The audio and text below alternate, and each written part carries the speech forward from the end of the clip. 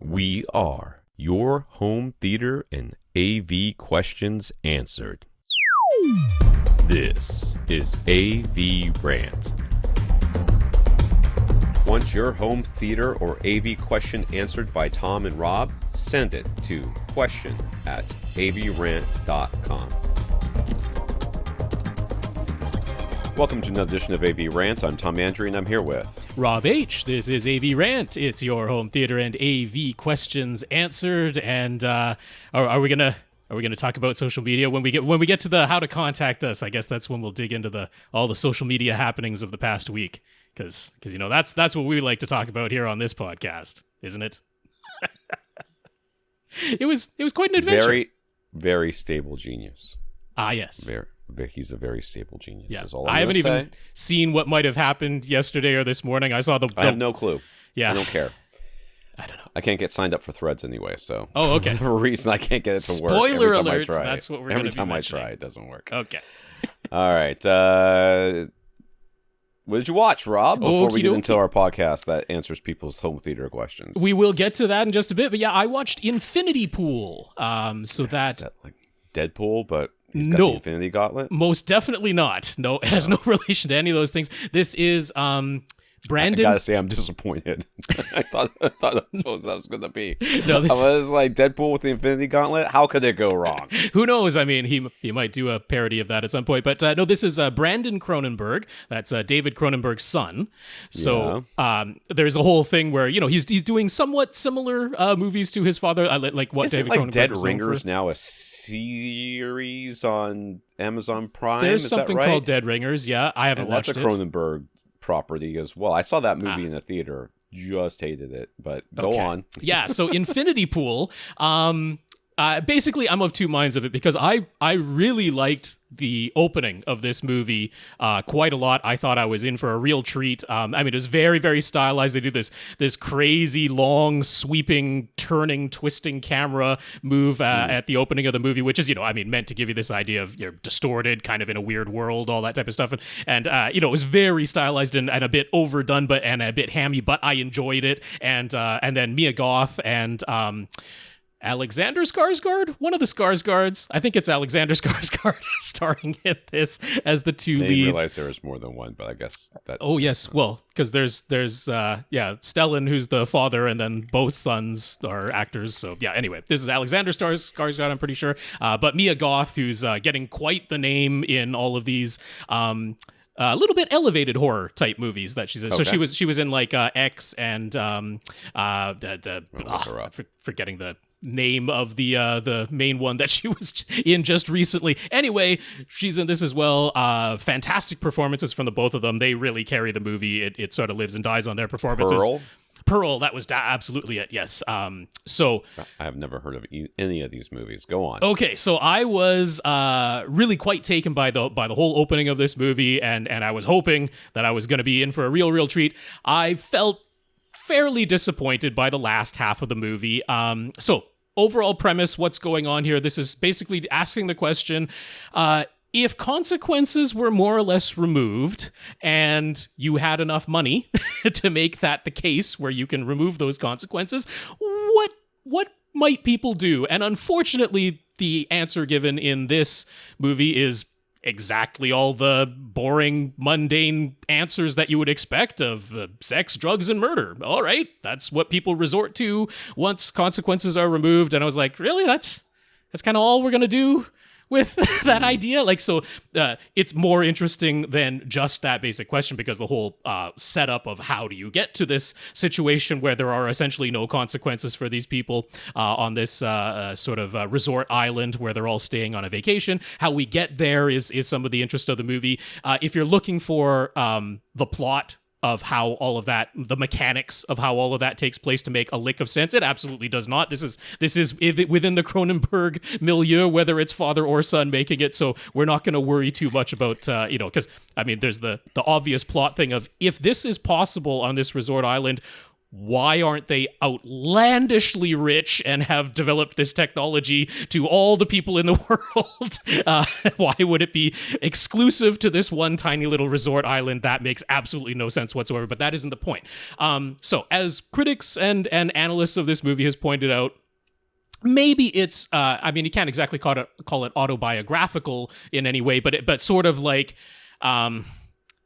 exploring some of the feelings of Brandon Cronenberg himself, because there is a whole lot of like living under somebody's shadow, not living up to expectations, being disappointed in your own work. There's a whole bunch of that going on in this movie, and they're kind of like, somebody's going to therapy. Is this a little bit of Brandon Cronenberg therapy that we're seeing on screen? And there is a whole lot very in your face of confronting yourself, confronting your own fears, confronting what you think of yourself, and sort of the id versus the ego, very much id versus ego going on in here. So, I mean, if you're viewing it all through that lens, through the thematic lens, then, like I say, I just don't think it was as interesting as I was hoping it to be, because any of the things that are explored, it's well-trodden territory. Like, yeah, we know that part of the id is going to be sex and drugs and wanting to kill people, and it's like, that's all we did. That's all we did with this whole premise. Like, I wanted a little bit more. So,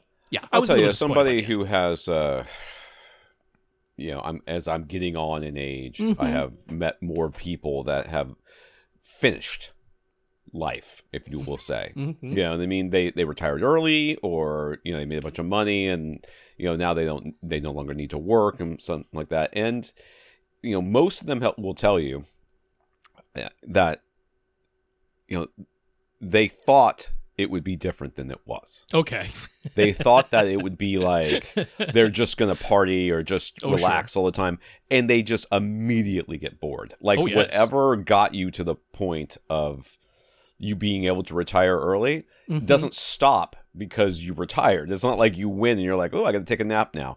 Eventually you wake up from the nap, you're like, okay, I'm bored, I want to do something. Sure. And they end up doing things because it's simply because they don't want to not do things. That's why you see a lot of retired people, and I mean, I know there's the other side of it where people have to work because their retirement doesn't pay for their lives, but you see a lot of people taking on jobs or taking on internships or volunteering and stuff like that, or picking up hobbies and all these other things. They just, they're not like, well, they can only put me in prison for about 20 years because I'm not going to live that much longer anyways, so I'm just going to go out and start killing all the people I hate. Well, that's where this is going. All right. You know what I mean? That's not what happens with people. They don't think that way. They don't fundamentally change. So, it's sort of like the Lord of the Flies thing, when there was actually a troop of boys who ended up like shipwrecked on an island. Yeah. Like, they didn't turn on each other. No.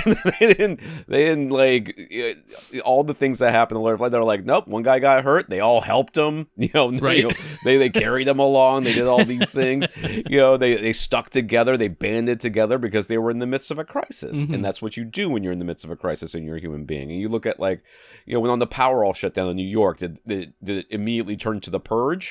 That couple of days or hours or whatever it was that one time before the pandemic and everything, we wondered whether or not people were going to turn awful. And they didn't. They helped each other out. So, I think it is I agree with you. I think it's boring. I think it's lazy. And I think it's not realistic to think that people are going to immediately turn into animals the minute that they get the chance to do so. I think some people will, but those people were barely being held back by civilization anyways. They were already being awful. Like, those are the people that are already abusing other people and through power or physical force or whatever. They're already doing that. Most of us, I hope, wouldn't do that. So, yes, I agree. So, last thing I'll say about Infinity Pool, there were the reports when it showed at Cannes or Sundance or wherever it first showed, of people saying they were disgusted by it and how could some of these things be shown. And I was like, there were definitely, so look, there's plenty of nudity in this movie. There's plenty of sexual situations and stuff going on. And it's like, well, people can only get so naked. You can't get more naked than naked. So, okay, there it is. And I guess if that shocks you to your core, then okay, I suppose that's one thing. Welcome to America, I guess. And there are definitely shots of that nature in this movie that absolutely don't need to be there for any plot reason. He just wanted to put it on the screen. So, all right, if that shocks and horrifies you, then there's that to consider. That's one way to get some buzz. Sure, I suppose. None of it really seemed to didn't faze me too much, but okay. Rob looks at naked people all the time. Well, we're not all so hung up about sexuality up here in Canada. We actually, have education on that type of thing, so it's okay. Listen, we burned that book, man. Sorry. No kidding. That one was banned. We banned that one here in Florida. In fact, we can't even say Canadian here. The police might come for me. That could be, yeah. It could be. All right, so I watched the Tour de France documentary series on Netflix. Oh, okay. I think it's called Center. I think in French it's like Center of the Peloton. I think is what it's called, but it's called Unchained. And we watched it in the original French with subtitles. With subtitles, English subtitles. Simply because, and I cannot stress this enough, I mean, I had to watch it with. We were going to watch it with subtitles anyways because some of the accents are pretty strong, and it's a little hard for my wife to catch up on those things. And you don't really hear the inflection in the voice when you get the dub. Yeah. So, I know from the fact that I'm in the cycling community and we all talk about this crap all the time, that there was from like people like Wout van Aert and some of the other people who were like featured in this documentary that Netflix and the filmmakers kind of played up a little bit of the drama a little bit more. I mean, cycling is a little bit like climbing. You are competing against yourself and against what the obstacle is that's in front of you. Yeah. Yes, there is a sprint, or there's sprint sections, there's climb sections, there's there's a team aspect to it and a bunch of other stuff. But the reality is, a lot of these people, especially the top ones that they followed, on their best day could beat almost everybody else on an average day. Okay. You know what I mean? So, I mean, these guys are all very top tier, elite athletes and who are, really pushing at something that's very, very, very difficult. So I don't really think there's as much, and they didn't play up a whole bunch of animosity. And every time they kind of set Pogačar, who's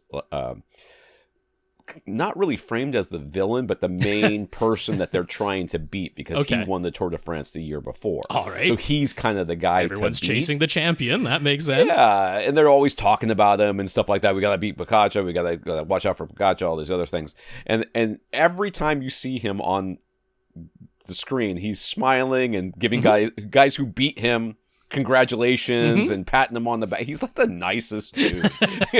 And they kind of try to set him up as like the bad guy in this, as like the antagonist, but I'm like, look at him. He's so sweet. He's such a sweet guy.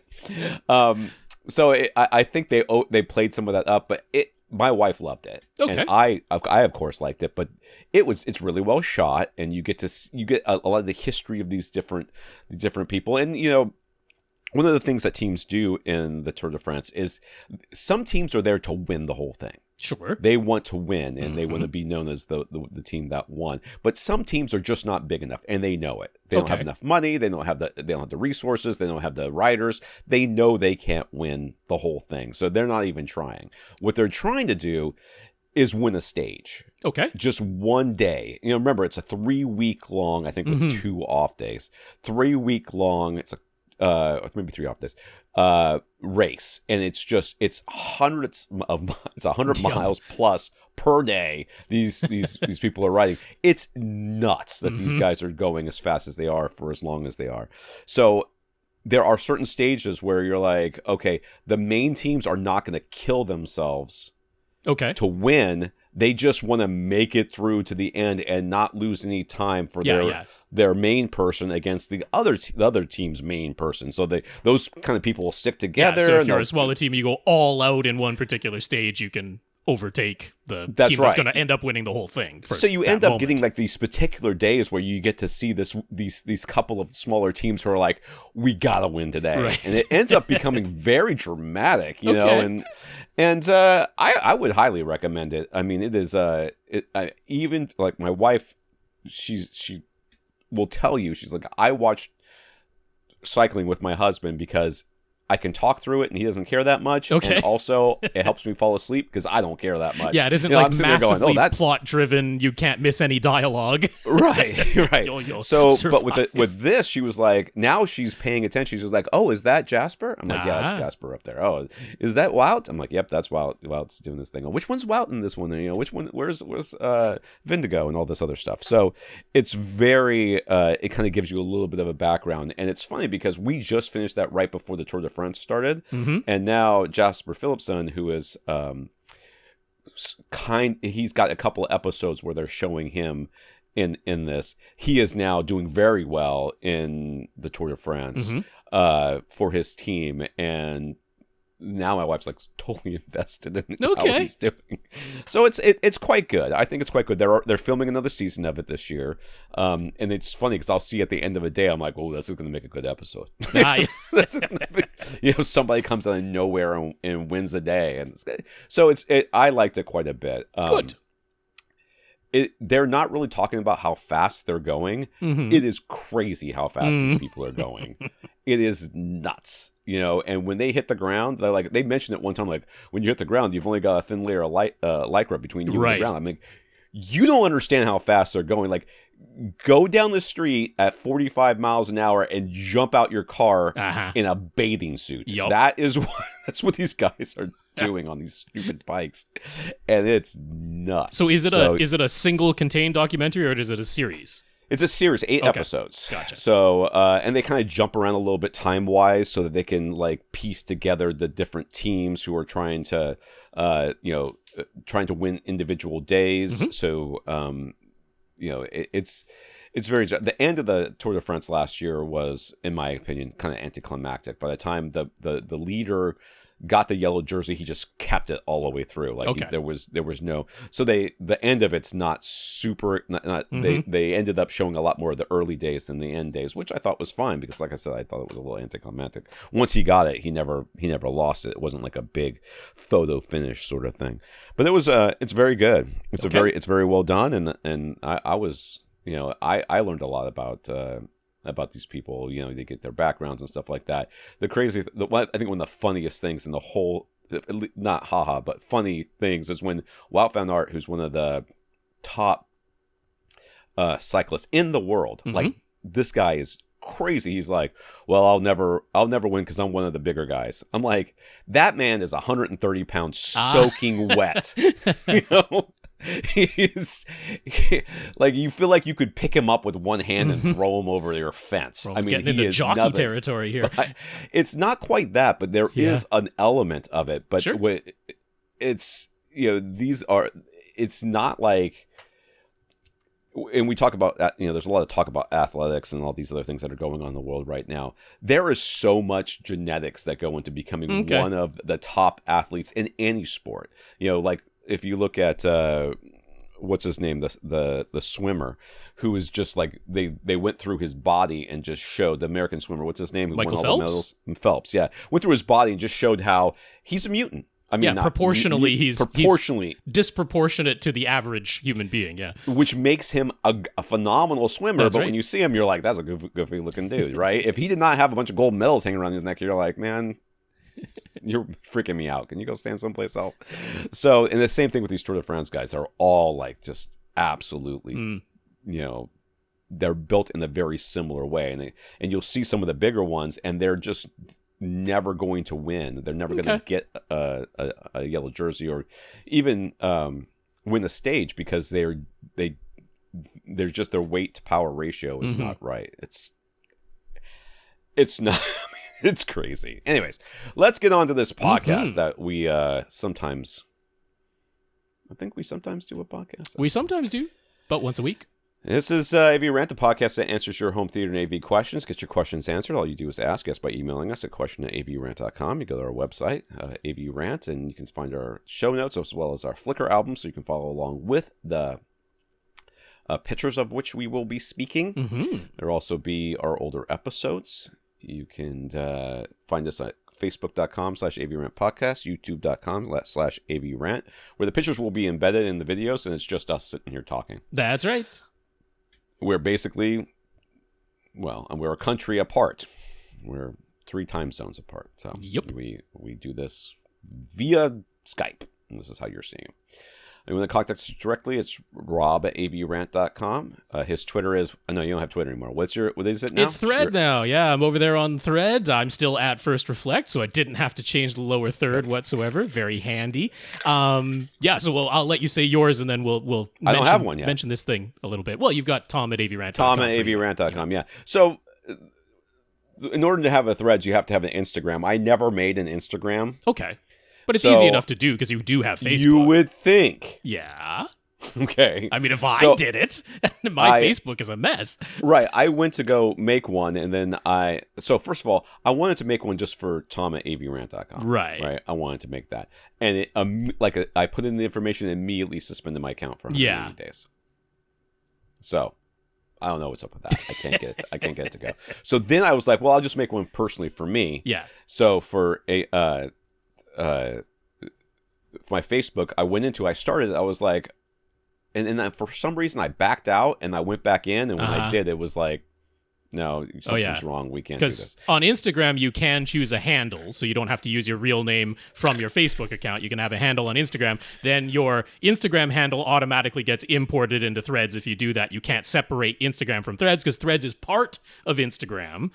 So, okay, we should let people know, for anybody who has no idea what's going on. So, I mean, if you have no idea what Twitter is, then I can't help you too much here. I'm not going to explain that. But Threads is ostensibly Meta, Facebook's answer to Twitter, and they brought it out early last week. They had not intended to launch it until the 21st of July, but they brought it out early because Elon Musk, in his infinite wisdom, decided to institute this ridiculous thing where you can only view. He started with 600 tweets on Twitter and then moved it up to 1,000, but you can only view that many as you're just scrolling through Twitter, and you quickly reach that limit if you follow a bunch of people, or especially if you use the ridiculous For You feed that feeds you a bunch of things that you don't even follow, so you quickly reach that limit. Twitter becomes utterly useless to you until 24 hours elapses, and Meta's like, yeah, we have this Threads thing more or less ready. Why don't we just crush them instantly? Which they did, because within the span of not even 1 week, they got 100 million users, which is not quite half of how many total users Twitter has.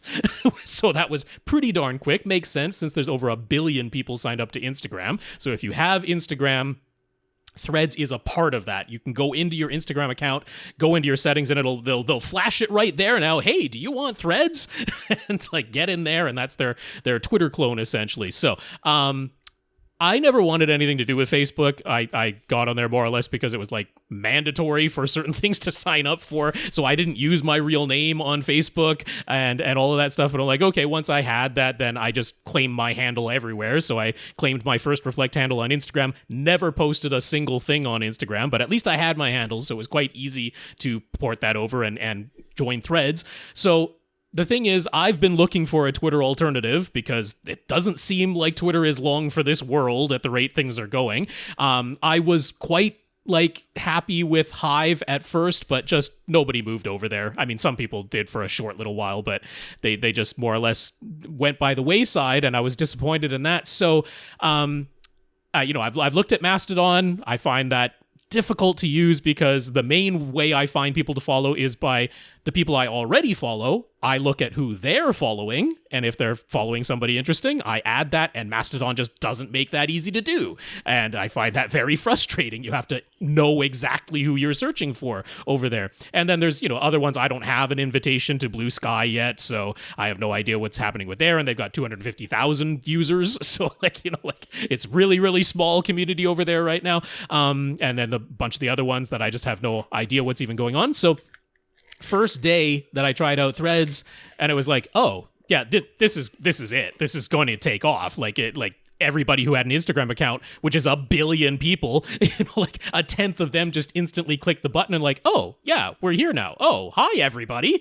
Right. Everybody's already here. It was instantaneous, easy to use. Now, there's plenty of things that Threads needs to improve upon, and they know this. They brought it out before they even planned to. It's still a beta, but they don't have just a chronological feed you can choose. Now, there's a chronological feed you can choose in Instagram. You have to dig for a little bit, but it's there. So So it's like, and the guy who's running Threads, he's like, yeah, that's on the list. It's coming. Like, don't freak out. We're going to have just a regular chronological feed where you just see the people you follow and not all the, algorithmic generated for you content, and it's going to be in chronological order, and that's coming. Don't worry about it. So I'm like, okay, I'm basically waiting for that. Well, once that is there, it's going to work the way that I want it to. They don't have direct messages yet. They're hemming and hawing whether they really want to.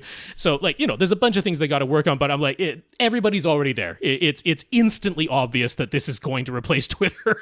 And so there you go. I don't really want to be in part of the meta, complex, but there you go. That's where you can find I me just try to join. I just try to start an Instagram account again with and it won't let me do it. Okay. I don't know what to tell you, man. He'll get there eventually. So anyway, that's it. If you want to search for @FirstReflect, I'm over there on Threads now. Yeah. Okay. Well, whatever. Yep. Send me the code. Nope. Fantastic podcasting. All right. No one cares about any of that. No. All right. So I want to thank our listeners of the week before we get started here. Let's become the listener of the week. You can support the podcast in some way. One of the ways you can do that is going to avrant.com. Click on the Buy Us a Cup of Coffee link and send us a PayPal donation. So we want to thank Joe for doing that That's this week. right. Along with his donation, he's got a question straight from Mike, Craig, and Jeff over at avscience.com, and they're curious to hear both of our answers. As we know, AV Science is a fully authorized retailer of JVC, Sony, and Epson projectors, as well as other brands. If we were in the market for a projector, would we rather buy a brand new A stock unit, or would we rather buy a B stock unit at a 10 to 20% discount that comes with a warranty directly from the manufacturer? We have gone. I mean, I don't know, but I don't know that you're going to 100% say this, but I'm 99.9% sure you will agree that B stock refurb, as long as it comes with the manufacturer warranty, that's 1,000% what I would do.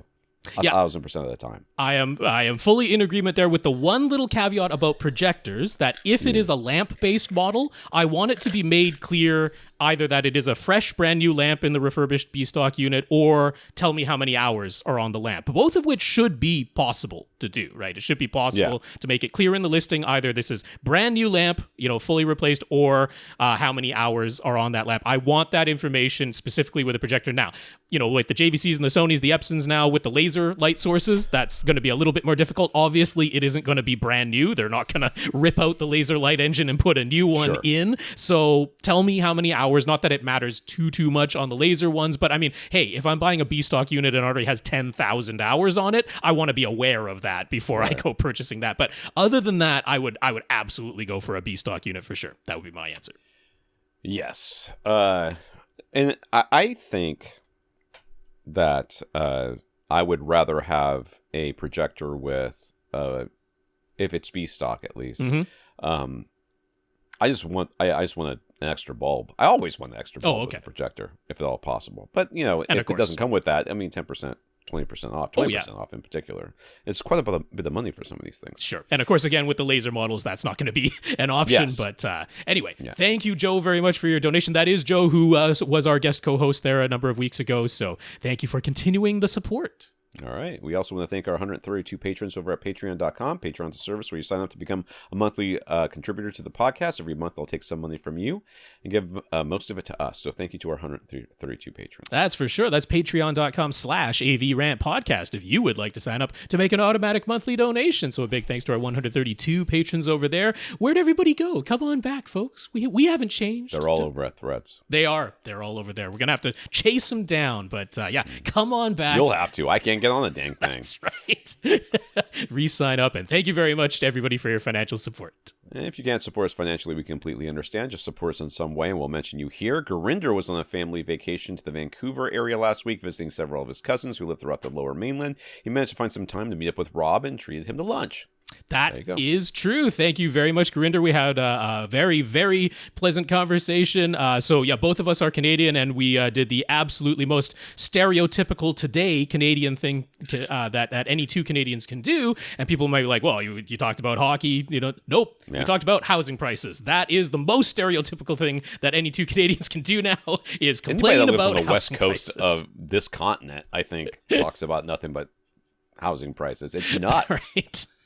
you guys aren't anywhere near as nuts as it is up here. So yeah, that's a lot of what we did there. But yeah, no, fantastic lunch together. And so yeah, that's what, 4 listeners now who have one up on Tom. Tom and I have never met in person, but I've met listeners, so that's a lot of fun through the podcast.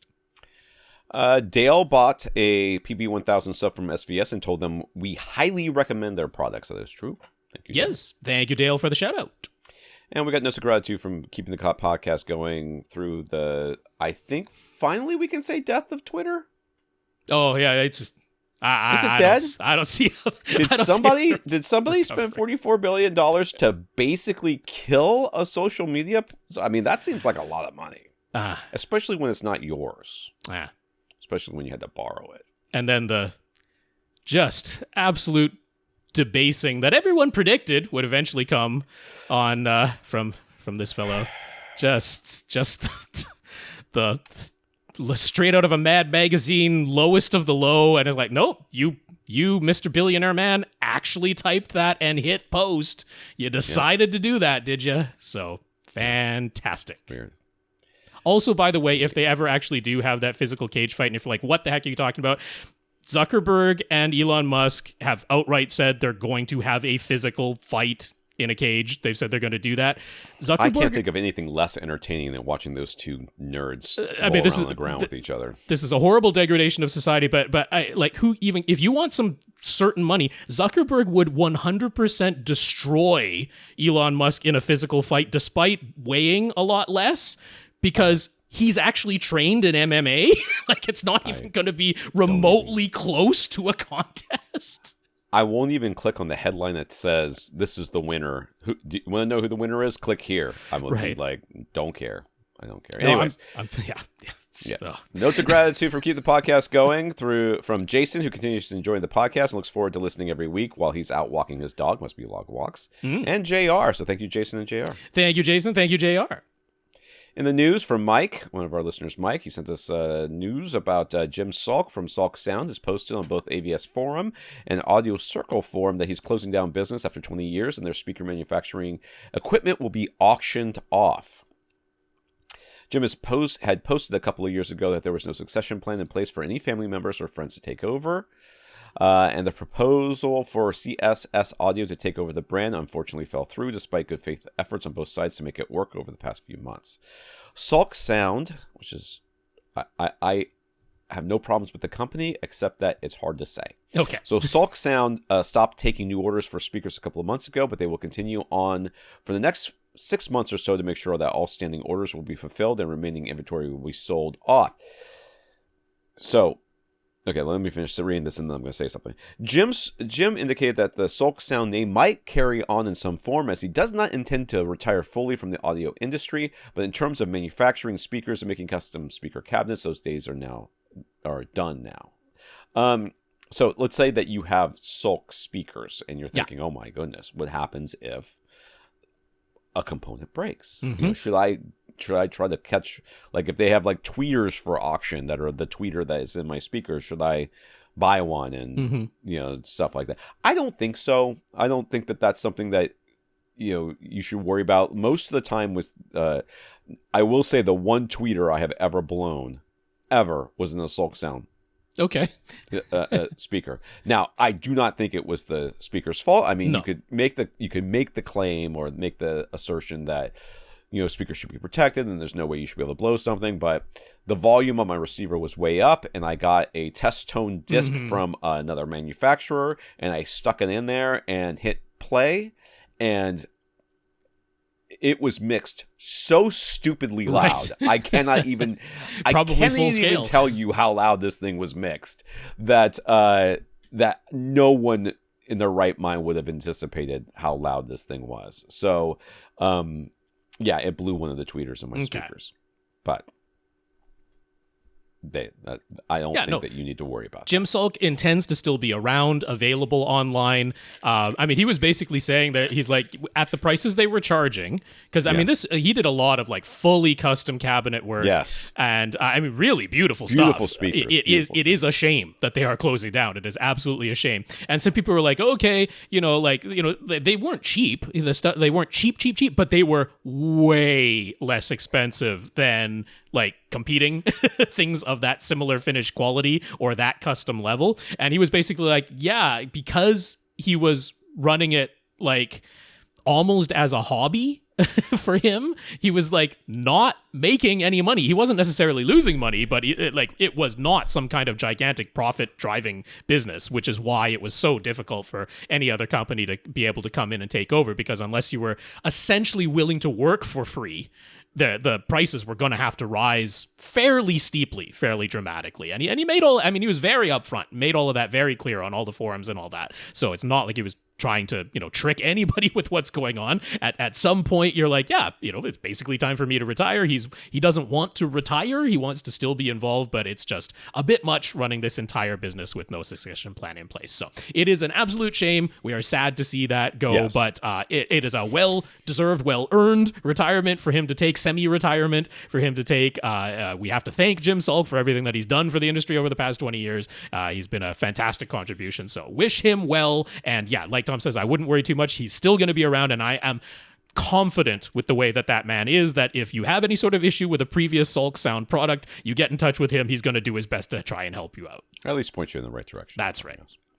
So Sony has introduced their new HT-AX7 portable theater system with 360 spatial sound mapping. It costs $500. It's entirely battery powered, so truly wireless. Mm-hmm. And the primary input is a Bluetooth connection. It can connect to two Bluetooth sources simultaneously and switch between them. Mm-hmm. You can also play audio via USB connection, but only 2-channel WAV, MP3, and WMA formats. That's all that's listed anyway. Sucks to be an iPhone. You can do that via Bluetooth. Yeah, that's right. There's a main unit that's about 4 feet wide and 4 inches high that weighs about 3 pounds. 4 feet? 1 foot wide. What that says? About a foot wide. A foot wide and 4. I just saw the 4 and then the A kind of transposed on itself. So, foot wide and 4 inches high and weighs about 3 pounds. It has a pair of X balanced speaker units with 2 passive radiators, whatever the heck that means. And there are 2 little discs that you can place anywhere behind you to act as surround speakers. They were charged by attaching them to the top of the main unit. Sony says the batteries last upwards of 30 hours on a full charge, and just a 10-minute charge should let them play for about 2.5 hours. Sony's 360 spatial mapping is used to auto-calibrate the system anytime you set it up. And since it only takes stereo sources, upmixing is used to create phantom speakers all around and above you for an immersive audio experience. I want to put that in quotes. Oh, yeah. Immersive very much, audio experience. No wires at all. Setup is all done via Sony's app, and even light weatherproofing if you want to take it outside. All for the low price of $500. Okay. That's how I feel about this. I just could not care. I mean, it's not that I don't think that this has a place. We have been saying for years and years and years, wireless doesn't mean wireless. And somebody's like, hold my beer, I got it. That's right. And there's nothing wrong with that. There's nothing wrong with giving customers exactly what they want. Mm-hmm. Now, the fact that they're going to get it and then go, this is inconvenient, or I forgot to charge my speaker, or it doesn't really last for 2.5 hours, or whatever. Let me explain to you what's actually going to happen. And all of you know this, but let's explain what's going to happen. They are going to set up those surround speakers once. Mm-hmm. They are going to work for 30-ish hours or so and then die. Sure. And then they will either live there forever, not making sound, or they will be put back on top of this main unit to charge, immediately forgotten about, and will never be set up again. So, people are going to be like, it sounds great. I just can't, I mean, how many places have you been in where you're like, what is wrong with the sound here? You do not notice that? And they're like, what do you mean? Or what's wrong with the picture? I mean, the picture. I understand people not understanding that not noticing that the sound is wrong because that they just got used to it. But when people are like red instead of like flesh colored, you're like, your picture's messed up. What do you mean? What do you mean my picture's messed up? Okay. Yeah.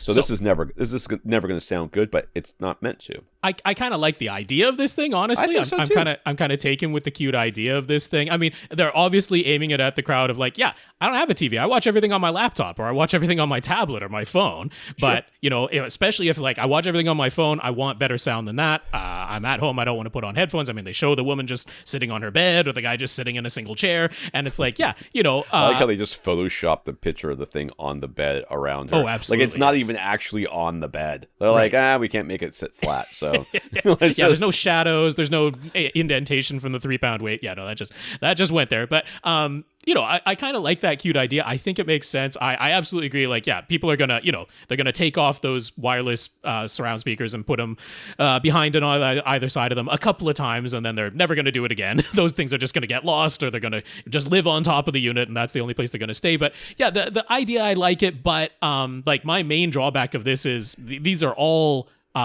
like single drivers, like single full range drivers. That's all this. Obviously, there's going to be essentially no bass coming out of this thing whatsoever, despite the passive radiators, that are at most 3 inches tall inside of that thing. So I mean, there's going to be no bass. The treble is probably going to be a little bit suspect. How much stereo separation you can have, because the main unit in front of you, those driver units are maybe 6 inches apart. How do you know when they're charged, though? Is the real question, because you put them on top and they're covered in fabric. Is there a light someplace? They're showing. There's a little in one of the images where you can sort of see the inside of the main unit. There's like little charging things on the top there. I know that, but when you put the other speakers on top, yes. How do you know when the speakers are done charging? Oh, done charging? I'm sure there's a little light indicator or something. I don't know. I'm not sure of that. Or the I'm app. Maybe the app will tell you, right? Because it's all app set up, so there's probably an indicator inside of the app. So anyway, I think it's a cute idea. $500 is not crazy. The sound, I wouldn't expect a ton out of this with full range drivers only, and very limited in what it can be done, stereo separation of that. But I'm not down on it. I think it's kind of cute. So I don't know. There you go. I'm willing to give it a shot. We got lots to get to. Let's move on. I know. I'm just looking at this thing going, okay. Some comments from our listeners. Mike wanted to give a shout out to Audioengine's customer service. Mike had been using a pair of Audioengine 5 speakers from 13 years ago. Recently, the right speaker stopped working, so he tried a bunch of troubleshooting on his own with no luck, just to be sure. He contacted the Audioengine to ask if he might have missed anything. They went through everything with him and determined that the amplifier on the right side most likely failed, and unfortunately, given the age of that model, there weren't any repair options available. Mike didn't expect anything further, since the speakers were obviously well out of warranty, and he'd gotten his use and value out of them for 13 years. But without any prompting, they gave him a $120 coupon, which he promptly used towards the purchase of a new pair of A5 Plus speakers. That's right. As well as their wireless subwoofer that he can pair with them. He was very pleased that they went a bit further to support him as a customer, and he's glad we recommend them. Yeah, the tweeter one of mine is broken, but it's on my wife's computer, so I don't care. I don't care. Drives me nuts, but I don't have to listen to it anymore, so that's it. So we're always happy to hear the companies that we have recommended and stand behind. When they stand behind their customers, we're very pleased about that. So thank you very much for writing in and letting us know about that, Mike. All right, Corey, during episode 866, when Lee was guest co-hosting, Corey asked for a way to tidy up his speaker wire runs to his overhead speakers. He didn't want to put any holes in his walls, and he won't be staying at his current place that much longer, and he wanted minimal hassle for putting up and taking down wire later. So Rob suggested Monoprice's rectangular jacket speaker wire and affixing it to the walls and ceilings with museum putty, the Quake Hold brand specifically. He's happy to report that the Monoprice flat speaker wire is great, and while he thinks it was an excellent suggestion, it isn't invisible.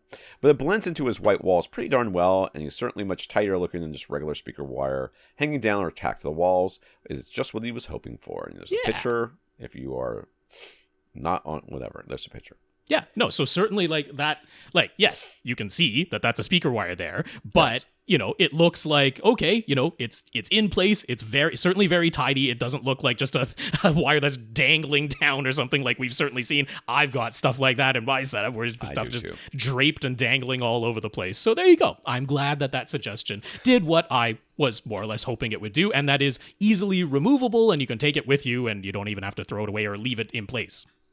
He does have one bit of feedback. The Quake Hold Museum Putty stuck really well to the walls and ceiling, but didn't hold onto the speaker wire itself well enough.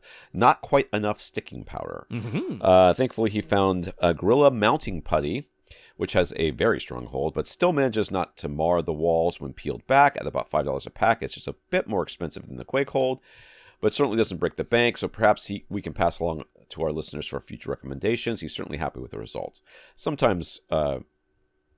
these things don't stick as well to plastics or certain coatings, so that's certainly a good There's also a little bit of question in my mind is if there was like a little bit of dust manufacturing residue left on there that actually maybe like he put the museum putty on there first, and then when he took that off, it removed all of that dust. So then the Gorilla mounting putty stuck a lot better. That's not completely out of the question, but no, and nonetheless, I'm happy to have an alternative that I can point to that at least one listener has reported back has a stronger sticking power than the Quake Hold does. So yeah, happy to have that Gorilla mounting putty in my memory banks now, and I will absolutely mention that in the future.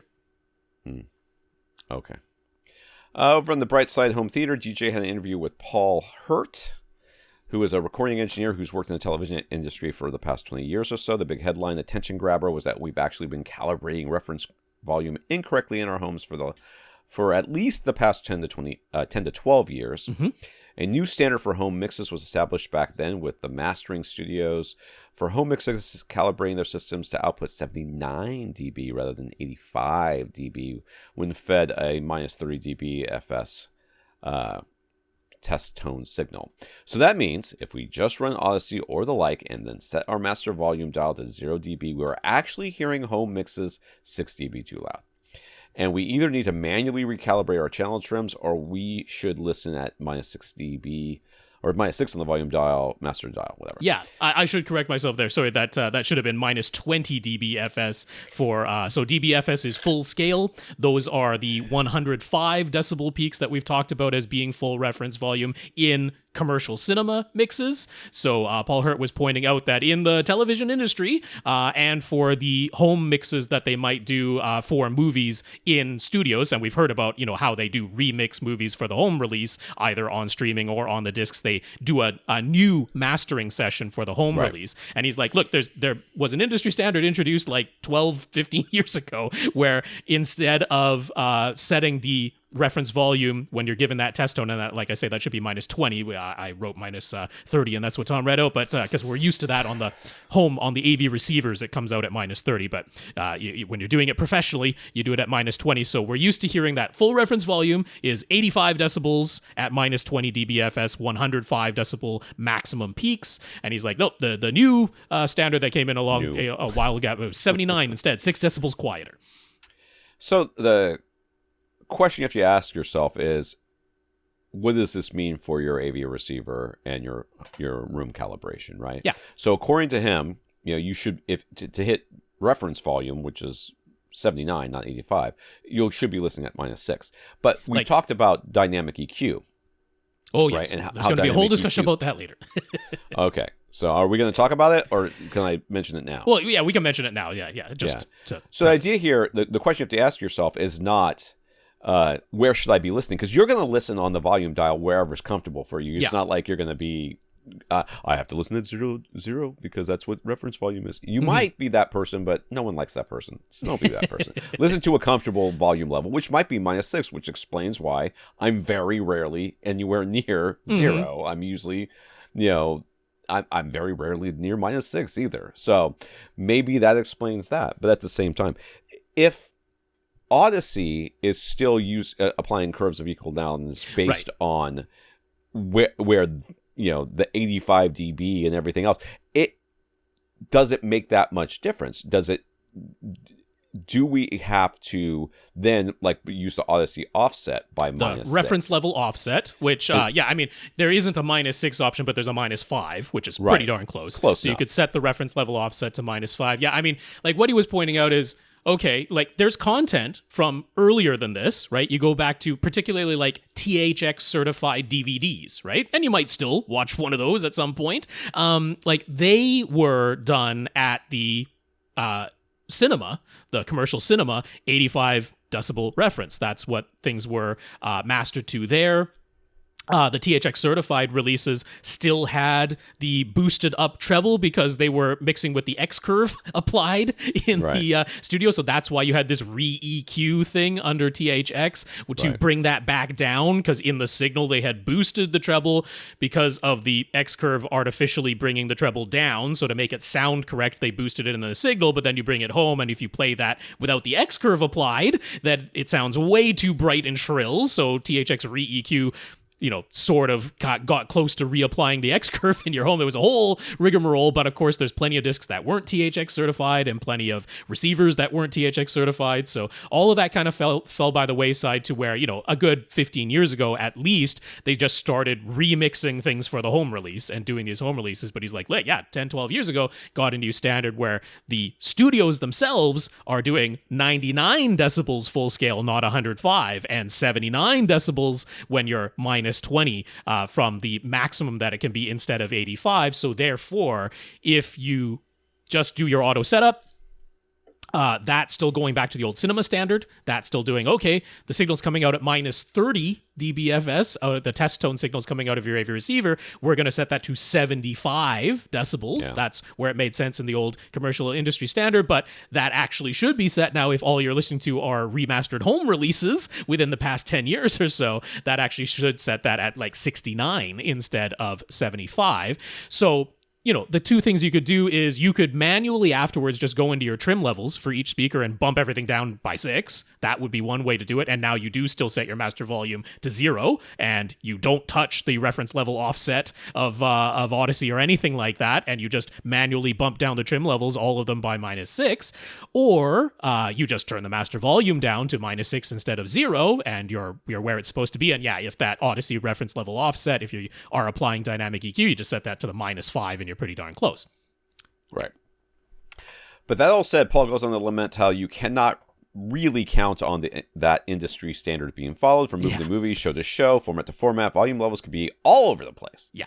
But he does have a recommendation for how you ought to set your listening levels, so it's a good listen and interesting discussion with Paul and DJ. So check it out over there. We'll have a link at our so you know, he tested out a bunch of different content, including very modern content, and like, you know, get the disc version, get the streaming version, get the download, whatever it is, you know, version off of Apple Movies that you download, whatever. He's like, yeah, I mean, like, all of this should be identical. There's no technical reason why it should be, and yet it isn't. So it's not as though it's literally as simple as, yeah, I set my master volume to minus 6, and now I'm assured that I'm hearing it at the correct volume level. It's like, no, unfortunately, there is, you know, an industry standard that's out there. It's written. Dolby has. I've seen that mentioned in Dolby's white papers. Unfortunately, they, like, in some of the white papers I've seen from Dolby, like, list a range where it's like, okay, like, anywhere in this range is apparently acceptable now. So that's a bit problematic, because how do you know exactly where it should set? But he's like, look, what you really need to do is find a section where there's someone delivering a monologue or two people talking together. They're clearly not whispering or shouting. They're just talking at each other at a normal vocal level. And it's like, if you want to measure that scene of just two people talking at a normal volume level to each other, it should be between 70 to 75 dB. That's what every mixer aims for. He's like, that's what everybody mixes for in the industry, that a normal dialogue scene is going to be 70 to 75. And if you want to measure that on your SPL meter, you know, you find that scene, you set it there, and now you leave the volume there, whatever that might be. It's like, if it's minus 6, great. If it isn't, you're not wrong. It's like that dialogue should be at a pretty normal 70 to 75 dB. All right. Let's get to some questions here. Steven in Australia. We skipped him last week because Rob. We ran out of time. Steven has a lovely 7.2 set up in his family room. The room is about 19 by 21 by 9 feet. And while it isn't dedicated to just being a theater, they do have double doors that can close this room off from the rest of the house. With those doors closed and a pair of SVS SB13 Ultra subs, do a very nice job of pressurizing the room. He's got Martin Logan motion speakers all around, but due to door and window placement, the surround and surround back speakers are mounted up high. With all that in mind, we told him that installing 4 Atmos speakers in the ceiling probably wouldn't add much to his experience, but he promptly ignored us and did it anyways. Yes. I don't actually, people might think that I, or you, but definitely I, would be irritated by that, and I certainly am not. I don't care what people do with their money because it's their money, and I don't care what they do with their home theaters because it's their home theaters. Absolutely. What I do care is that they go into whatever they're going to do with open eyes. So I have told them what I think will happen, and we'll see what happens. He says we were right, it turns out. Well, isn't that great? Display-wise, they've got a TV for when the windows are open and the room is fully lit, but there's also a motorized projection screen that comes down in front of the TV, and he's using the Epson TW9300 projector, which is the same as the 5040UB here in the States. They've got blackout blinds for all of the many windows, so the projector can be used during the day. The carpet walls and ceilings are all white, though, and that isn't going to change, so the projection experience is not 100% optimized, but it's still very enjoyable. Good for you, man. Don't listen to the haters. That's right. We talked about acoustic treatment so much that he wants to add some. Thankfully, his room does not echo, he thinks. But he figures the decay times could probably improve a bit, which they could. I think so. No, they aren't bad, but he came across a bulk special on a bunch of white absorption panels, so he bought a bunch. 8 3-foot by 2-foot panels and 4 3-foot by 1-foot panels. His email said 50 centimeters thick, but he must have meant 50 millimeters because 50 centimeters is like 2 feet. 2.5, 2 feet. Oh, wait, no, 50 centimeters. 50 is half. Yeah, it's about 1.5 foot to almost 2 feet. Yeah.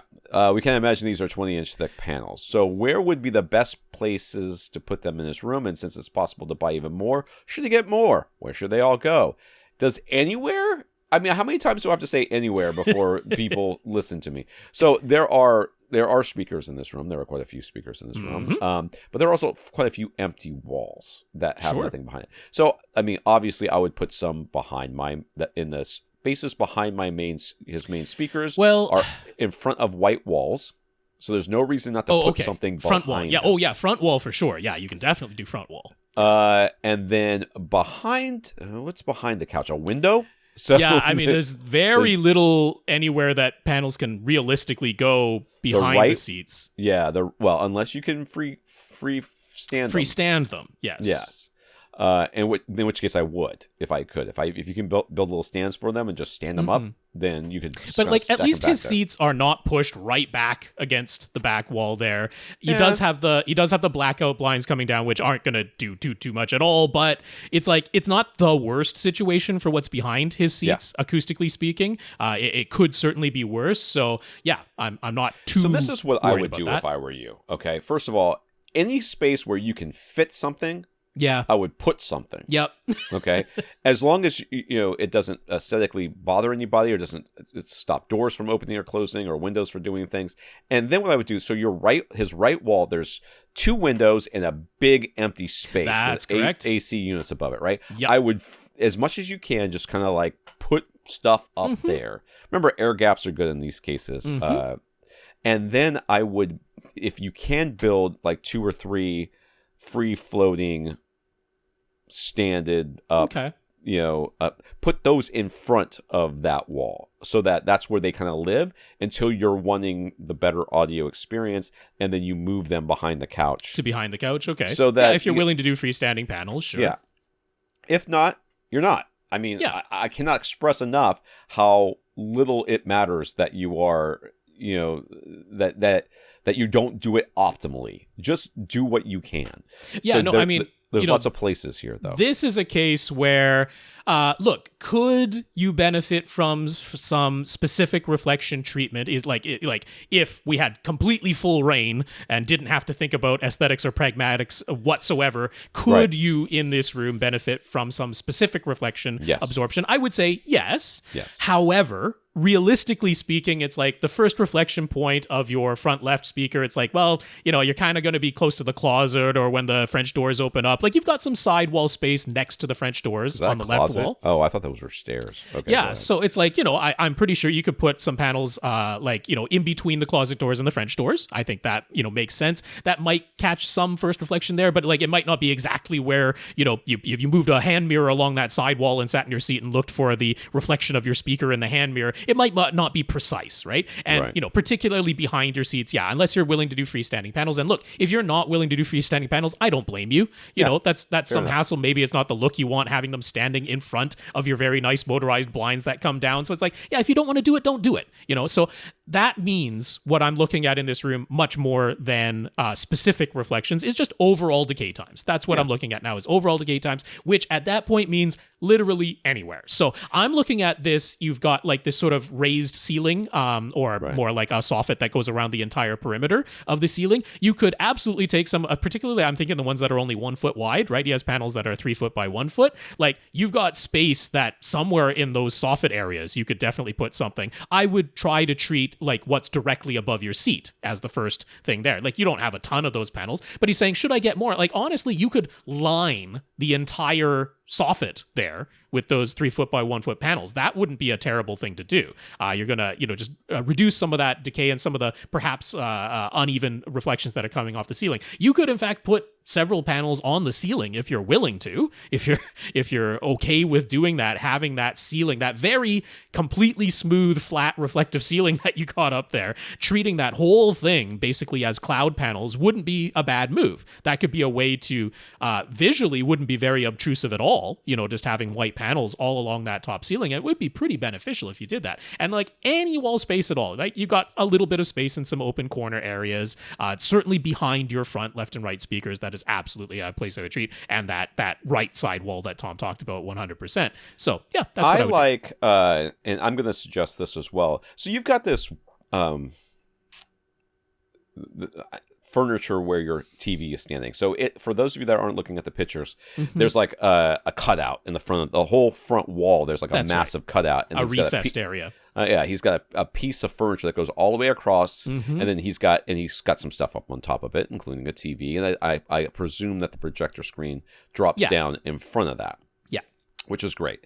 That cutout area there is just begging for treatments. Now I know it's already colored, right? It's got like I kind of doubt he wants to put white panels in there, but exactly. But I can't. I mean, there's no like people are like, oh well, it's already got fabric over it. I can't. My hands are tied. You will put more fabric over it. That's right. That's true. Yeah. Acoustically transparent fabric remains acoustically transparent, even if you put another layer of acoustically transparent fabric on top of it. So black. I mean, it would be easy to find, but you could also spend a little bit more money and get the same color as what's back there right now. Yeah. And I mean, you could do like a acoustically transparent suede, which the look of that front wall, because it's a little bit, it might just be a pattern or a little bit of a texture, but you could have like, I'm thinking like a matching or a closely matching brown suede would blend in there very nicely and easily. And if you could put them across the corners or whatever, you can create a little bit of bass trapping back there. There's not a lot going on there right now, and even if you just filled that the space behind the TV, like wall to ceiling, I mean top of the cabinet to the ceiling with some panels, could make a big difference. If you could stand them off a little bit, that could also make a big difference. So that kind of screams to me like you could do something there. Yeah, and I mean, one thing that he might be concerned about, like honestly, if you keep the decoration, the layout of this room the way that it is, and you're just reasonable about like, without having to rearrange what's already there, I can put a panel here, I can put a panel here, I can put a panel here. You can't really overdo it in this room. No. You like, realistically speaking, you're not going to over-treat this room. If you were concerned about that, like, should I buy any more panels than what I've already bought? You could, like, if you're willing to, if the money's not a problem, you absolutely could. You're not going to overdo it in this room. Yes, I agree. Francis. First up, he asks, what was my favorite food in Turkey? I mean, I've eaten a lot of Turkish food. I would normally say çiğ köfte, which is I don't know. It depends on who you ask. Like on the restaurant menus, a lot of times they'll say it's a non-meat based köfte. Köfte is like a Turkish meatball. Okay. A non-meat based, uncooked, highly seasoned, spicy Turkish non-meat meatball. Okay. But most Turks will tell you that's meat in there. Okay. They just don't cook it, Surprise. and the spices cook it, right? Okay. Normally, I would tell you that would have been my favorite, and there was a lot of it while I was there. And I ate a lot of it, and it was great. Except one night we got sick, and we don't think it was the chi kofta that did it, but sort of like you ate at a fast food restaurant, and then you went home and got sick, and now you associate that with the fast food restaurant. That's the way I feel about chi kofta now. I've always that's liked too chi bad. kofta. Oh no. But I'm a huge fan. I mean, like, there's so much really great Turkish food. Like every time I go there, I get introduced to something, or even hang out with Turkish friends. I usually get introduced to something that I didn't know existed and liked again. So Adana kebab is a Turkish like kebab meatball hybrid. It's like a skewered. It's a big slab of skewered ground meat that's formed and then seasoned. And I've had it before. I've even made it before. But I actually had some made because it comes from this very. It's very regional. So, but it's regional but popular. So it's sort of like it comes from a very specific region, but everybody makes it. But when they make it, it doesn't taste like it does when it comes from that. I had it from a restaurant that was owned by a person from that region, and the difference was amazing. So. I mean, there was a lot of stuff I liked there. It's so hard to really kind of pin it down. I think that's a good answer. But Adana kebab from the actual region was really good. And one of the things that we don't experience here in the States, which is very common there, is you can't. It's almost impossible to live someplace where you can't walk outside and within a couple of blocks have a bakery there. So every morning you get up and you go down and buy some bread and come back, and that's what you have that with your breakfast. And that just cannot be beat. So there you go. Francis also bought a Zidoo Z1000 Pro media player. It's plugged into his Marantz SR7010, which feeds his LG C1 OLED. His OLED has been professionally calibrated, and his other sources, Panasonic UB820 and NVIDIA Shield, look great. The various settings for the Zidoo player are a bit confusing after simply plugging it in and using its out-of-the-box default settings. Everything, even DVD backup files, comes out as Dolby Vision signal, with the entire picture looking way too dark.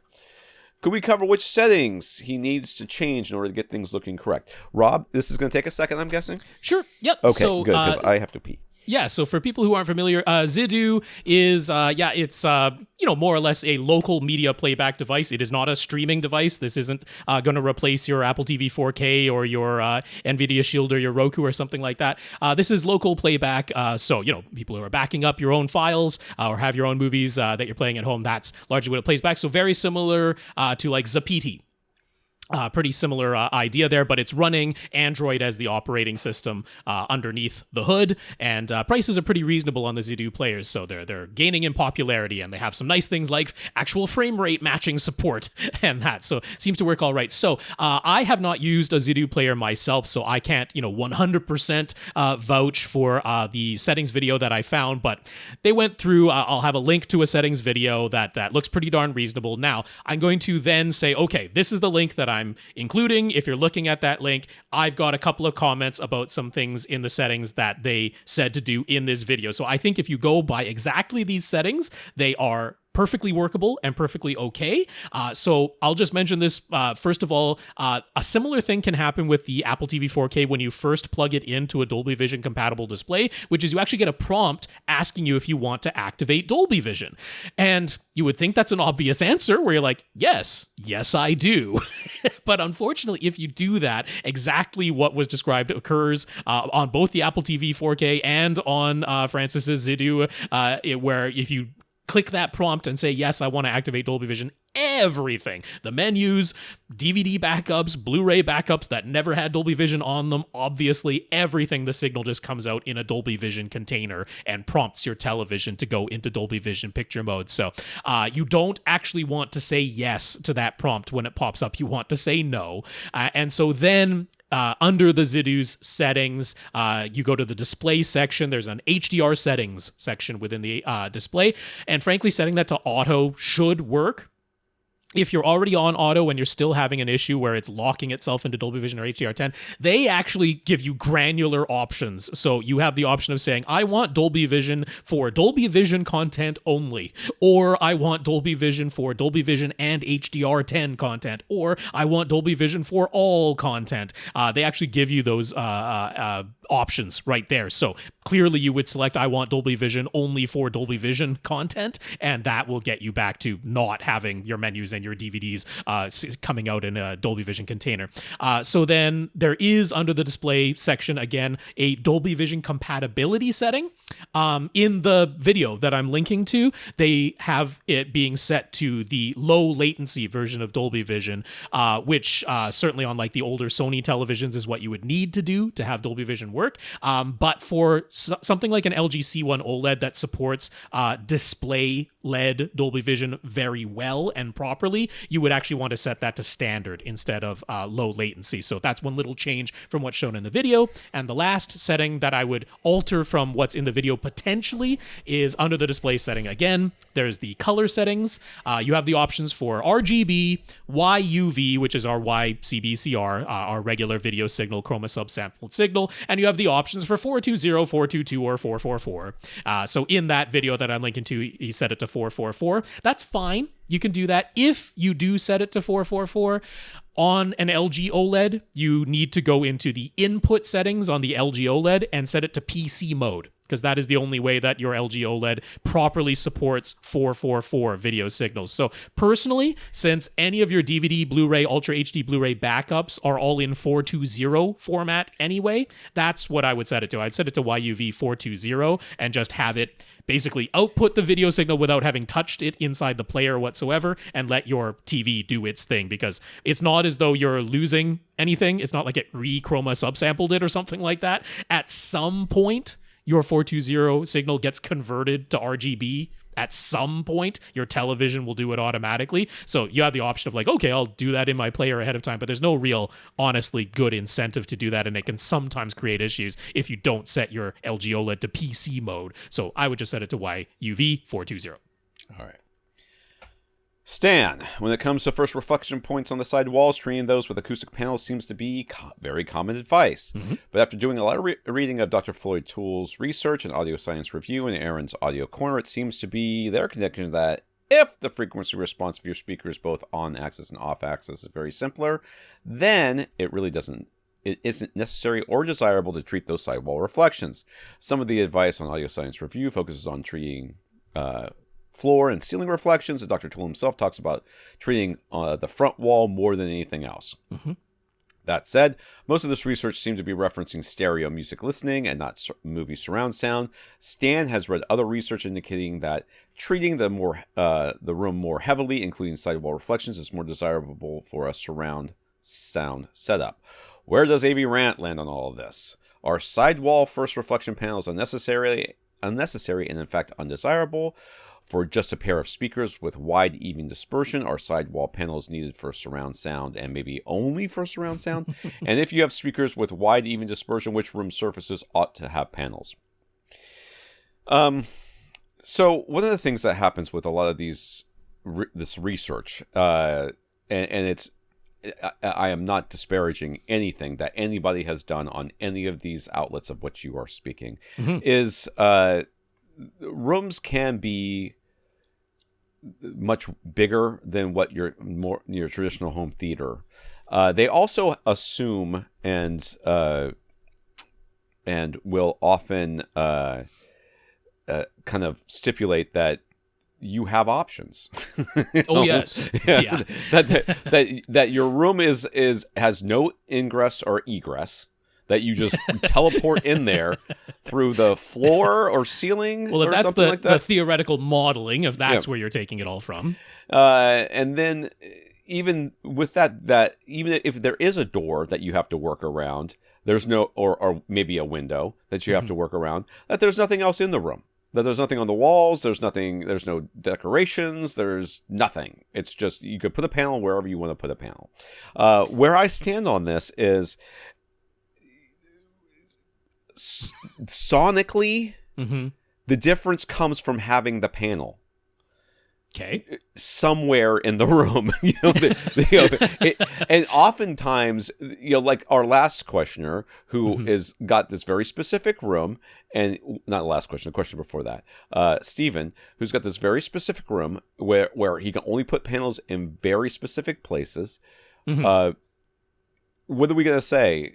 Don't put panels on in your room because your front wall can't be treated because of it's not flat and it's got it's inside. You're inside of a cubby. His speakers are also inside of a cubby, but we didn't even touch on that. That the back wall can't be treated because it's windows, so don't bother. I mean, what are we gonna say? Is it going to make a difference? It is going to make a difference. Should side wall reflections be treated? I mean, yeah, but not to the detriment of like I have to rearrange my entire room, and now my wife wants to divorce me, and I can't get in and out. I have to move a panel to get in and out of my room because there's a door there, but I have to treat my first. No, you don't have to treat your first reflections if it's impossible to treat your first reflections, but don't treat it. Yeah, well, there's some argument out there that don't treat it. So I think that's what he's really driving at. So I think there's two things I want to discuss and make clear, at least like he's asking for our opinion and my opinion when I'm talking about this. So my approach here is this, like, it's very important to realize that, like, if you're reading what Dr. Floyd Toole has researched and written about this, he is coming at it from the descriptive side of things. He is doing experimentation with groups of listeners and describing what they generally preferred. It's not, and that gets flipped around to saying, okay, well, if that's what the group on average preferred, and I always remind everyone, there are always outliers in every single one of the reports back. There are outlier listeners who don't agree with the majority of the group, whether it's which speaker they preferred most, which treatment they preferred most, which setup, whatever it is, which equalization there's always outliers. There's never 100% consensus. So it is always possible that you would agree more with one of those outliers in one of these studies than you would with the majority of people. That is always a possibility because he is researching preference. So, and then describing what the group of listeners scored things or responded. Like, it's a descriptive, and that always gets flipped around in the forums to it being prescriptive. If this is what the majority of people preferred, then that should be our target.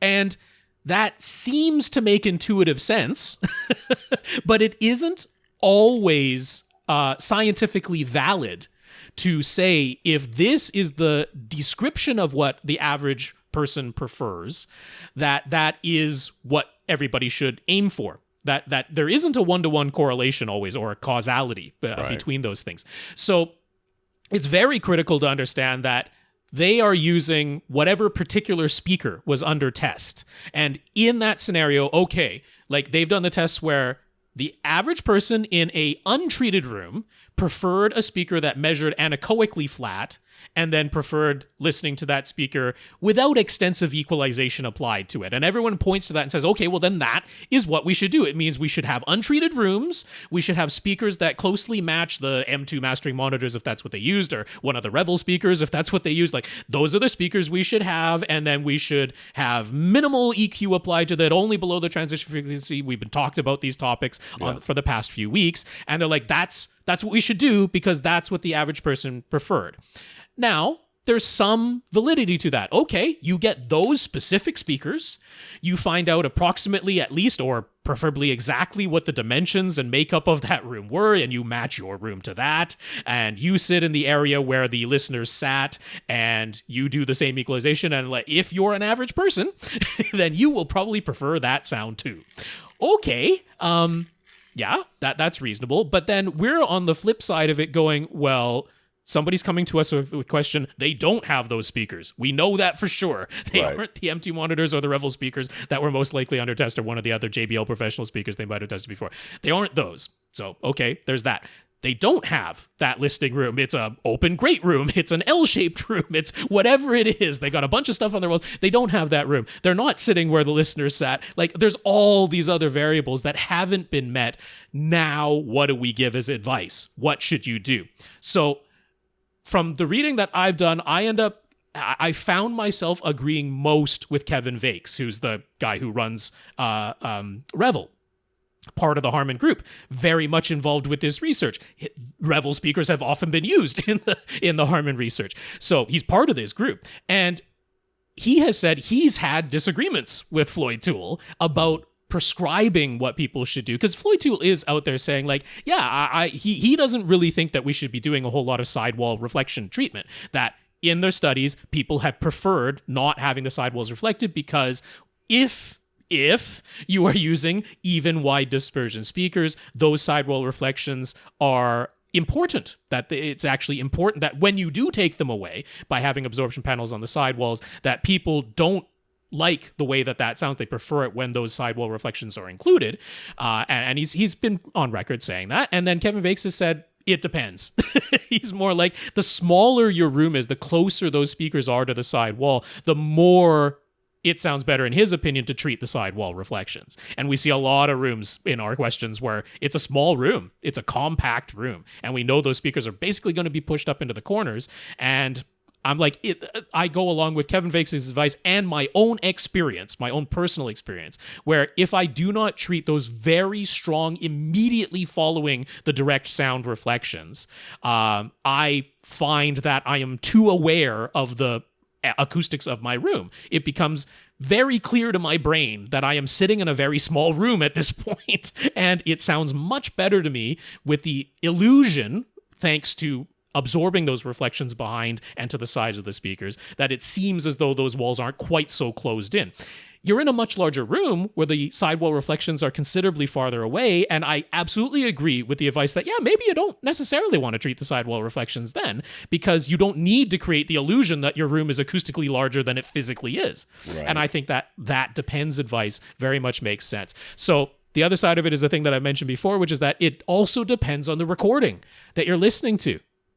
Because when the argument is, what I want to do is, if I go out and I find a live musician and I listen to that live musician play on stage, and then I hire that live musician to come to my house and play in my room, and I don't touch my room, they're coming to my living room, it's not acoustically treated or whatever, I listen to that performer and I'm like, that's the performer. I heard them on stage, but obviously if I recorded their stage performance and then I recorded the performance they gave in my living room and I overlaid those two waveforms, they're not going to be equal. They're not going to cancel each other out. They're going to be two different waveforms from two different recordings because it's two different settings. But my brain says, that's the performer I heard on stage. I brought them to my room.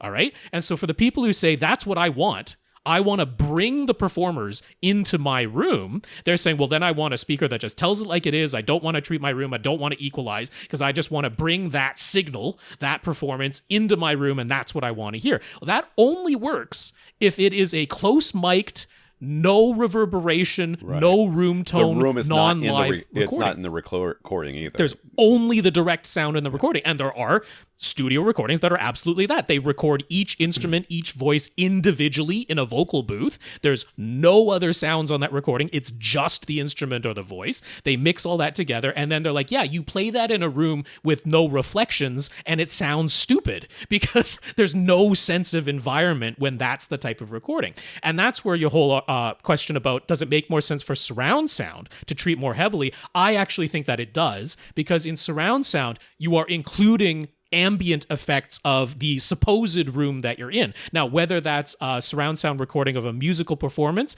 that includes the sounds of the auditorium where the recording was made, and that's what's coming out of your surround channels, I don't want extraneous additional sidewall reflections from my own room, creating a discontinuity in my mind between, well, there's reflections that are in the recording being played back by my surround speakers, and those are conflicting with the physical reflections coming from my room. Therefore, I want to knock the reflections in my room down more so that I'm hearing more of what is presented just from my speakers and less from what's reflected from my room. Or, of course, in movies, I don't want to bring the spaceship into my tiny little apartment home theater. I want to feel like I was transported to the spaceship. I want the walls to melt away. So that's why I do think there can be a difference, right? Because if you're predominantly listening to vocal booth recordings, you're probably going to want more reflections from you, more of the experience of this sounds like the singer or the instrument came to my room, because there is nothing in the recording to tell me where it was recorded. I need a sense of space, and it makes more sense to bring them into my room. Therefore, I want more reflections. So that's where my personal bias comes in here, and we have to remember that when these questions are asked of anybody, not just us, of anybody,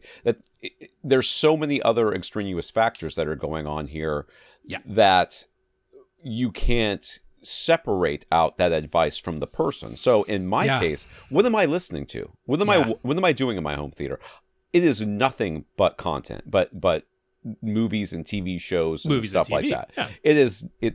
I very rarely listen to music in here. Right. And if I do, it's a live recording. Yeah, it's almost a live concert. Always. Yeah. Yeah. So, not always, but almost always it's a live concert.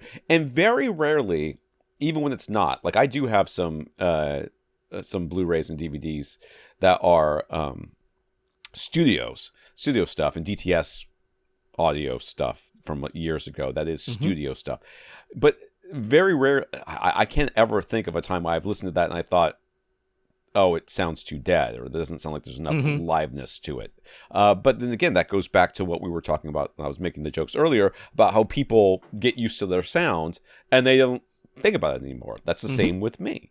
I don't think that that you shouldn't treat your room or shouldn't treat your first reflections because you're worried it'll make your room sound too dead or that it'll somehow change your content. I think that there's always some argument for one or the other, and my personal bias is that you didn't put enough panels in your room. Yeah, and I literally don't care who you are. That includes me. I have more panels than you, first of all. And if you're like, well, not me, well, maybe not you, but most of you know that it is true. I have more panels than you, and I didn't put enough panels in here. Therefore, any excuse that I can give you to not put a panel up is a bad thing. You need to put a panel up. So put those panels up. Don't worry about this particular argument, because the only time you need to worry about it is when you're at that 30% that we talk about, and then you're going over, and you're going, maybe you're going over and you're like, sounds a little weird. Maybe what panel should I take down? Take down the one that's at the first reflection point. But unless the rest of that wall is completely covered, I don't want to hear from you. Leave it up there. Jay spotted the upcoming Ultra HD Blu-ray release of Martin Scorsese's Hugo, and it's available as a combo pack that includes the 3D Blu-ray as well.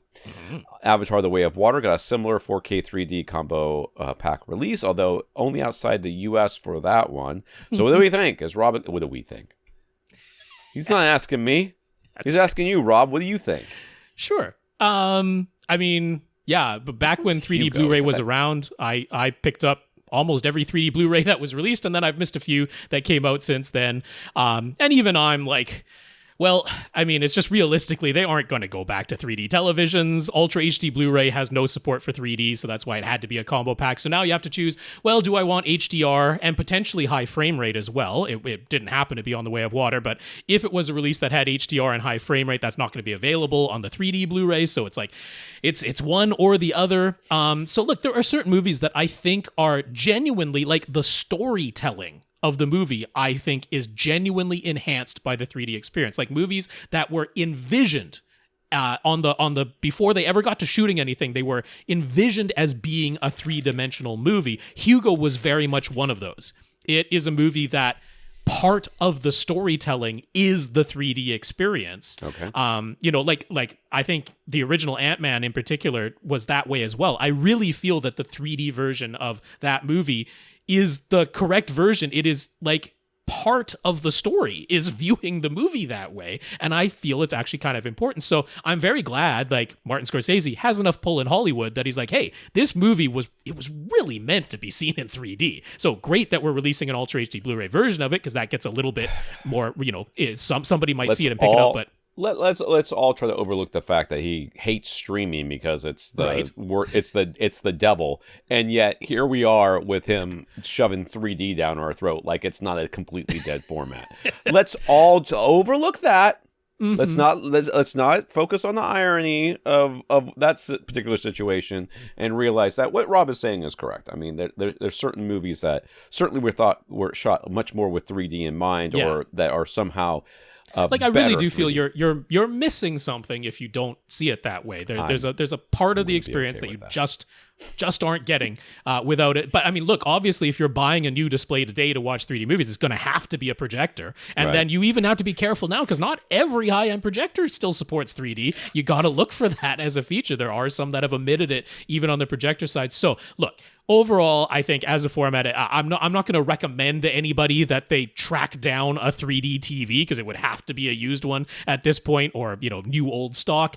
It's not that critical to me, but yeah, for a certain release like this, if the option is there, I'm glad it exists in some form, that it's not completely impossible to find. I'm happy about that. Okay. Jason, first up, a while back, Jason asked us about the potential benefits of adding front heights to his setup. Our response was that we didn't think he'd notice them very much, but he went ahead and installed a pair of SVS Prime elevation speakers anyways. What is today's theme? Yuppers. I'm doing it anyways. I mean, you can kind of tell the questions of wanting more of agreement or permission as opposed to actually wanting the advice. But that's okay. That's all right. We understand that. We do. We understand it. But at the same time, I'm glad you asked. Yep. I mean, it's fine. Anyways, he says we were right. So we're 2 for 2 so far. We are 2 for 2. I and I understand. I do. Yes. I do understand. You want an improvement. You want to experience this thing that everybody's talking about. My AV receiver can do it. Front heights make the most sense because they're the easiest to install. You just want to wire up your wall or outside your wall or inside your wall or whatever, and it's not that. But I keep telling you, and Rob tells you as well. It just does. They're prepare to be underwhelmed. Yeah. He says, but at least they look nice. Yeah. And they do. They look great up there. It's just a whole big bunch of wasted money. But I've been there, and I understand it. Absolutely. He's got a question, though. He's adding 2 pairs of Paradigm Stylus 470 outdoor speakers to his backyard. He wants to attach some sort of weatherproof containment box to an outside wall that will house the amplifier and a power strip. And he wants the amplifier to have 2 sets of RCA inputs so that he can switch between, as well as speaker A and speaker B outputs so they can be used together or separately. Any suggestions? I mean, the Damien X1700 has speaker AB for sure. I know because I just looked at the specs today. This is going to go outside as an AV receiver? Well, I mean, he's putting it all out. He wants a weatherproof containment box. Well, right? That would be a big old box. I'm thinking so. He wants to attach it to the wall, so I'm thinking. Okay. Well, anyways, that's the only box. What do you got, Rob? Okay, well, I wanted to focus on, he mentions putting a power strip out there first. So I want to mention, you got to make sure that's an outdoor rated one. Don't just go thinking that because you're going to put it in a weatherproof box, that you can just go down to Walmart and buy a power strip and connect it to your outdoor outlet and plug that, inside of the box. So there are outdoor rated, ground fault interrupter, extension cords with multiple outlets. They'll have the cover over the outlets, and they'll have the plug that goes into your outdoor outlet that is, GFI rated to keep it safe. So it costs a little bit more, you're going to be $50 plus, but that is what you're going to want to use in an outdoor situation. Don't skimp on that and think that you can just use any old power strip and put it inside of an outdoor box. He was asking where to get the box. You can just get those at Home Depot. You're going to want to get the polycarbonate ones that are outdoor rated. They have O-rings for the openings, so it should be a very tight fit for any wires that you put through that O-ring seal that goes out the bottom or the top or the side or the back, whatever it might be. But I would also recommend, once you have the wires all in place inside of that polycarbonate box, that you put some clear silicone caulk over that O-ring as well, to make sure that there will be absolutely no water ingress into that thing. But yeah, just get one of the polycarbonate outdoor rated boxes, whatever dimensions that you need to fit the power strip and your amplifier inside of there. So there are a couple of options for amplifiers. One that isn't too expensive $95, in fact, is from Pyle. Their PW98. This is a marine-rated outdoor amplifier, so it will absolutely withstand the elements, particularly when it's inside of a box. It has all of the features that you asked for. It has 2 sets of RCA inputs. It has speaker A and speaker B, and even though it has the 12-volt power thing there that you would use if it actually were a marine application on a boat, it does just have a regular DC in. That would need to be inside of that weatherproof box for sure if you're using that. And again, a little dab of silicone caulk to cover that up wouldn't be a bad idea. But has all the features you're asking for. The only thing is, on the control side of things, like, you are kind of having to push buttons to switch things on there and press the buttons. Yeah, and I'm not quite sure that's what you want, is to actually have to like flip the little lid open on your polycarbonate box and push a button to switch between speaker A, speaker B, or input 1, input 2. So the control side of things has me leaning over to Outdoor Speaker Depot.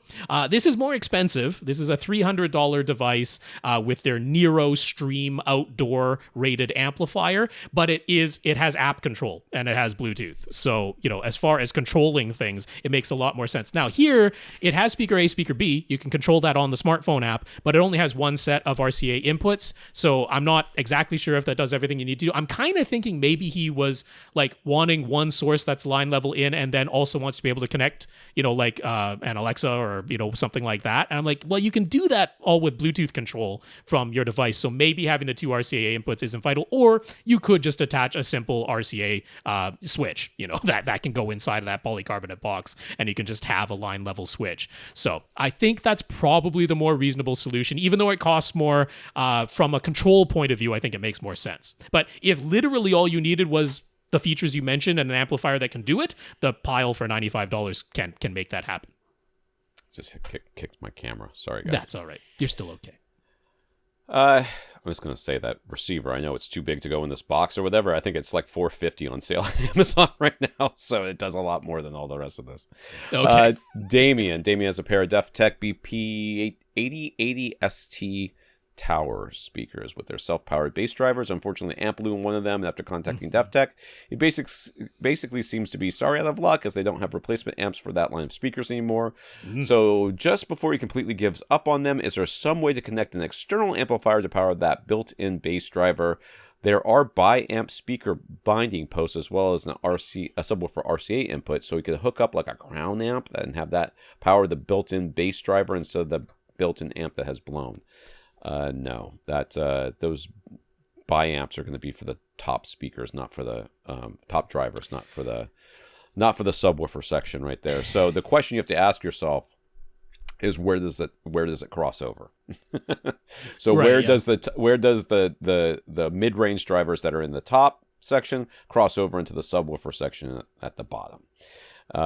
Because and it's up pretty high in those speakers. It's in the 350 hertz range. Yeah. So the only thing that you could do, because you can't, to bypass the amp that's in there, you would have to take the amp out and then somehow wire up directly to the driver. I mean, I don't know how you would do that.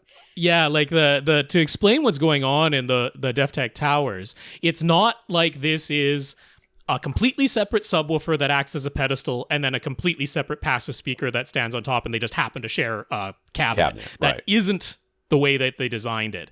It's a fully passive crossover speaker. I guess that's the most technically accurate way I can describe it, which is that you could have a single pair of speaker wires going into that speaker just like any other tower speaker, a single pair of speaker wires coming from your AV receiver. It is going to play that. It's just going to happen to also amplify its own bass driver.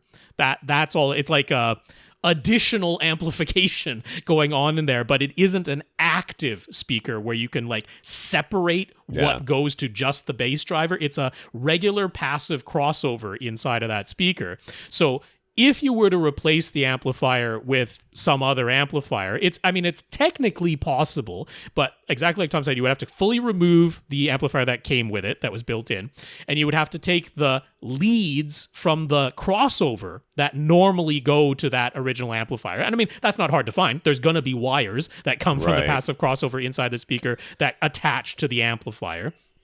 And then there will be another set of leads that go out of that amplifier onto that 12-inch driver that's built into the speaker. out of the crossover. No, out of the amplifier, because there's going to be wires that come out of the crossover into the amplifier. Oh, and then there's going to be wires that come out of the amplifier into the driver. So, I mean, you could, rewire that to a different amplifier and have that work. Well, have it make noise. I don't know that it would necessarily work because there's so much more than just we don't actually know if there's any tuning on that built-in amplifier. I'm not sure. I don't know if I would assume that every single amplifier, like some filtering, that is inside of a subwoofer, is not a ruler flat amplifier, right? And even if it was, it would be somehow modified or filtered or protected controlled or something. Yeah, because and I mean there are the settings on there. With.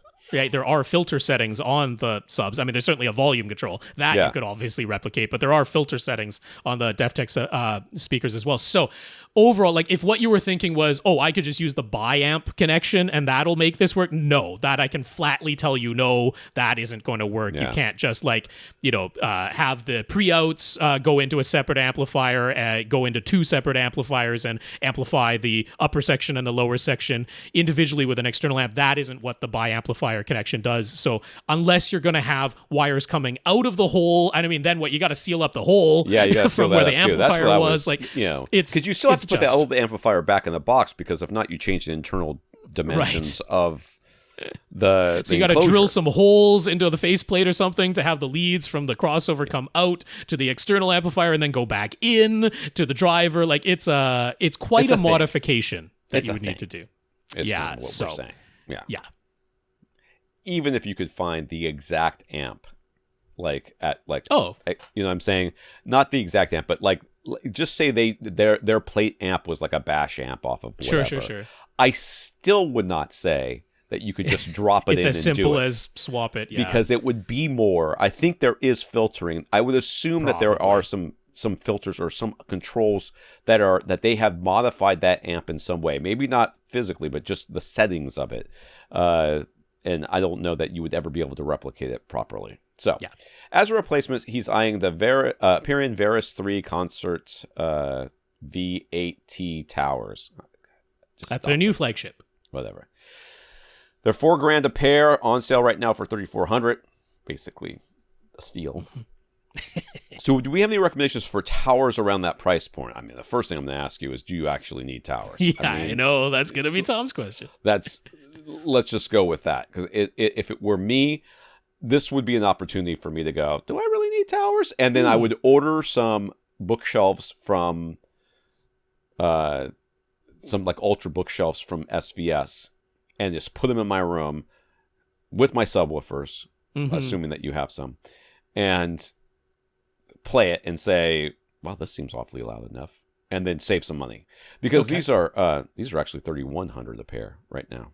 No, that's the one I'm going to recommend. Oh, that's the one you're recommending. Oh, sorry. Yeah, no. The Aperion ones are down to $3,400 right now, $4,000 regularly. Yeah. So, do I have a problem? I've owned Aperion speakers before. I've used them before. They sound good. They're good sounding speakers. I have a problem with the company because they started selling super tweeters, and the minute you did that, I lost some respect for you. And I'm not saying that their speakers have diminished in any way because of it, but you gotta ask. It's like REL subwoofers. People are like, REL subwoofers are great. REL says that you should never put squishy things underneath their subwoofers. They also say you should connect them in two different ways and connect everything about stupid like. So their subwoofers could be great, but I'm never going to recommend them, and that's why, because I can't trust that they're not doing something else hinky on these things. So I've got no problem with these particular speakers. I highly recommend that you take this opportunity to try out bookshelf speakers in your space. And you're like, well, I've got a very big room. SVS Ultra bookshelf speakers, try them out and just see how they sound in your space. And I would say if you're dead set on getting some towers and you're playing in this price range, I would at least try to go ears on, do an audition of some Ascend Acoustics, Sierra Towers. They're now on the version 2 that has been fully optimized with their Klippel measurement systems. So I would absolutely, since you've got the room in the budget that you were talking about to go up to the RAL ribbon tweeters, go ahead and do that upgrade. So normally those are going for $3,600 a pair. They are on sale for $3,100 a pair right now. So you would even save a little bit of money, and there's all sorts of beautiful bamboo cabinet finish options, and that is fully laminated bamboo cabinets. It's not just a veneer. So they are very, very inert cabinets, and I would at least have a consideration of those in this price range. The SVSs are $600 a pop, right? $600 each, so that's $1,200 a pair, and you save a lot of money and put a lot of room treatments. You could get some subwoofers along with them if you don't already have them. You absolutely could for that price. Rob, not this Rob, a different Rob. Now that he's got all of his settings adjusted for his LG CX OLED and his Xbox Series X, would there be any benefit to getting a separate Ultra HD Blu-ray player like a Panasonic or a Sony? Or will his Xbox Series X do just fine as a 4K Blu-ray player? What are the pros and cons of each? He's seen some haters posting online that the Xbox Series X is inferior to 4K Blu-ray player, but they never explain why. I think it's locked into player LED. Is that right? I feel like it's locked. Oh, no. It has no Dolby Vision whatsoever for Ultra HD Blu-ray playback. Yes. So there's one problem. That's one thing. You've got your CX OLED. My understanding, and I cannot back this up with anything, is that the Xbox is better than the PlayStation as a Blu-ray player? No, other way around. Okay. Yeah. So I would, personally, I mean, I think 9 times out of 10, you're not going to notice a difference between this and, but I will tell you from personal experience, I have discs that won't play on my Ultra HD Blu-ray player that will play on my Xbox Series X, and vice versa. Yep. So having two, not necessarily a bad thing. So yeah, I would probably go ahead and get the player. Oh, okay. Well, I mean, I will just say, like, if you only watch Ultra HD Blu-ray physical discs occasionally, it's absolutely fine to use your Xbox Series X. It's not going to be such a transformative difference getting a standalone player that it's honestly worthwhile. If you're really, really into it, here are the technical reasons why the Xbox Series X is not a reference grade. You can absolutely 100% bit for bit trust that this is precisely what is on the disc. It does do some things that aren't exactly perfect. So, first of all, some of the haters are probably going back to when the Xbox Series X was brand new. Right. Because when it was brand new, it had floating black levels. And that was a real problem that you honestly could see because shadows just didn't look right in movies and that. They fixed that. They fixed that with a firmware update several years ago at this point. But some people still remember that and they're like, oh, it's a crappy disc player. It was when it first came out. When it was brand new, it was crappy. As a disc player, I wouldn't have recommended it, but they fixed the black level issue, and that was by far the most noticeable thing that there ever was. Now, on the technical level, if you were going to get a standalone Ultra HD Blu-ray player, I would recommend to you that you get a Panasonic UB820. What comes off the disc is like bit perfect. The chroma is perfect. The black levels are perfect. The gradation is perfect. At least, whatever was on the disc. It does Dolby Vision, and if you want to, you can do their HDR optimizer as well, which isn't really necessary on an LG OLED whatsoever, but that feature is there. So if you were, that would be the one, would be a Panasonic UB820. But what does the Xbox do wrong, quote unquote? Well, it does translate everything to RGB inside of the player.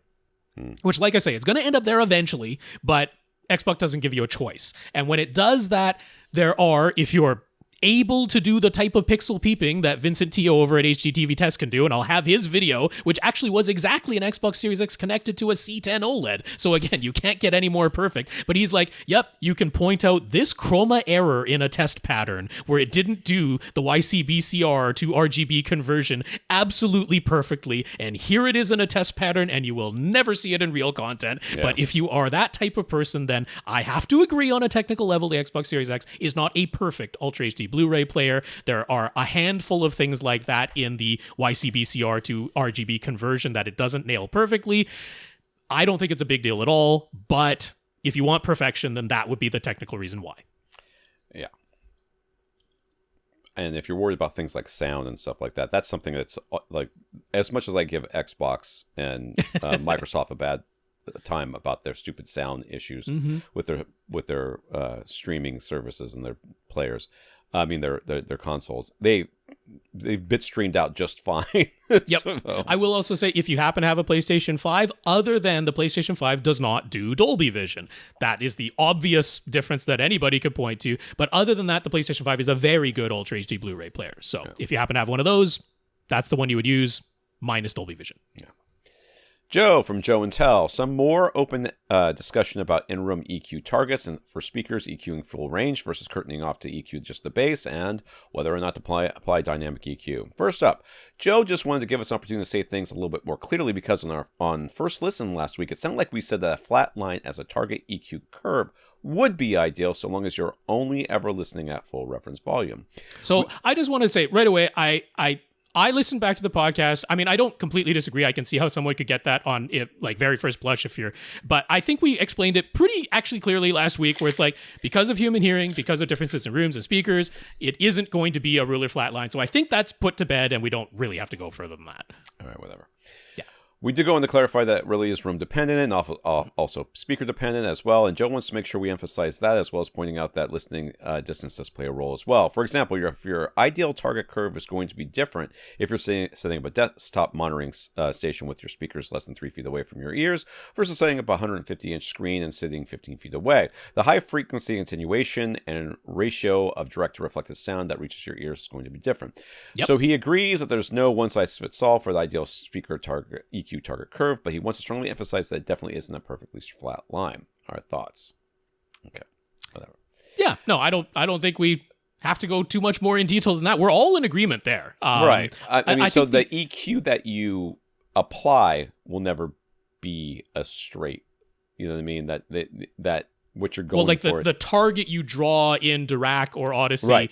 You aren't just going to pull out a ruler, make sure it's at exactly 90 degrees, and draw a flat line. Right. We all agree with that. Yeah. Yeah. I think where everything, like Joe as well is fielding questions on his channel, and people ask him about this stuff too. And so it's like, I think where it's all coming from is I believe there is a desire out there for a one size fits all. This is or here are 5 choices. Depending on your room size, it's going to be A, B, C, D, or F. I think there's a desire amongst some of the home theater enthusiast community that wants it to be that black and white, cut and dry. And because we don't have universal audio standards, and look, going back to what DJ talked about with part, even when we have a standard for something as simple as playback volume, it isn't followed by the entire industry. We can't count on this stuff to be black and white. This is what you do. So that just doesn't exist. If you are and I'm starting to struggle with this with my son, if you're in the health industry or the workout industry, there are a lot of the most popular influencers that are out there, or content creators that are out there. I don't like the word influencers. Will give you absolute statements constantly. Sure. Okay. They will tell you never eat sugar. And then the next video, they'll talk about how the product they're eating only has a little bit of sugar, so it's okay. You're like, wait a second. You said never eat, and now you're saying it's okay to eat. Or never have canola oil, or never use grapeseed oil. And in the next video, they're cooking with grapeseed oil because it's not the worst oil. But they always speak in absolutes. So one of the problems with being somebody who's trying to be honest, is that it is impossible to speak in absolutes, because there are no truly absolute not very many truly absolute truths, other than the fact that subwoofers playing lower than 20 hertz are useless. But let's oh God, thanks Tom, here come the more questions. Here we go. You knew what you were doing.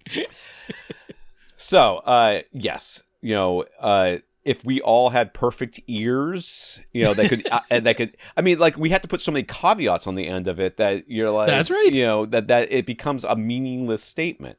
So no, we don't draw a perfect line, because no one.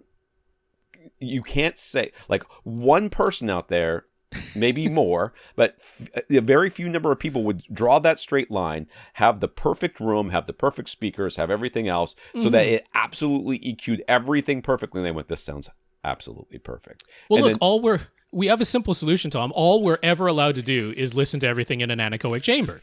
That's what they're done.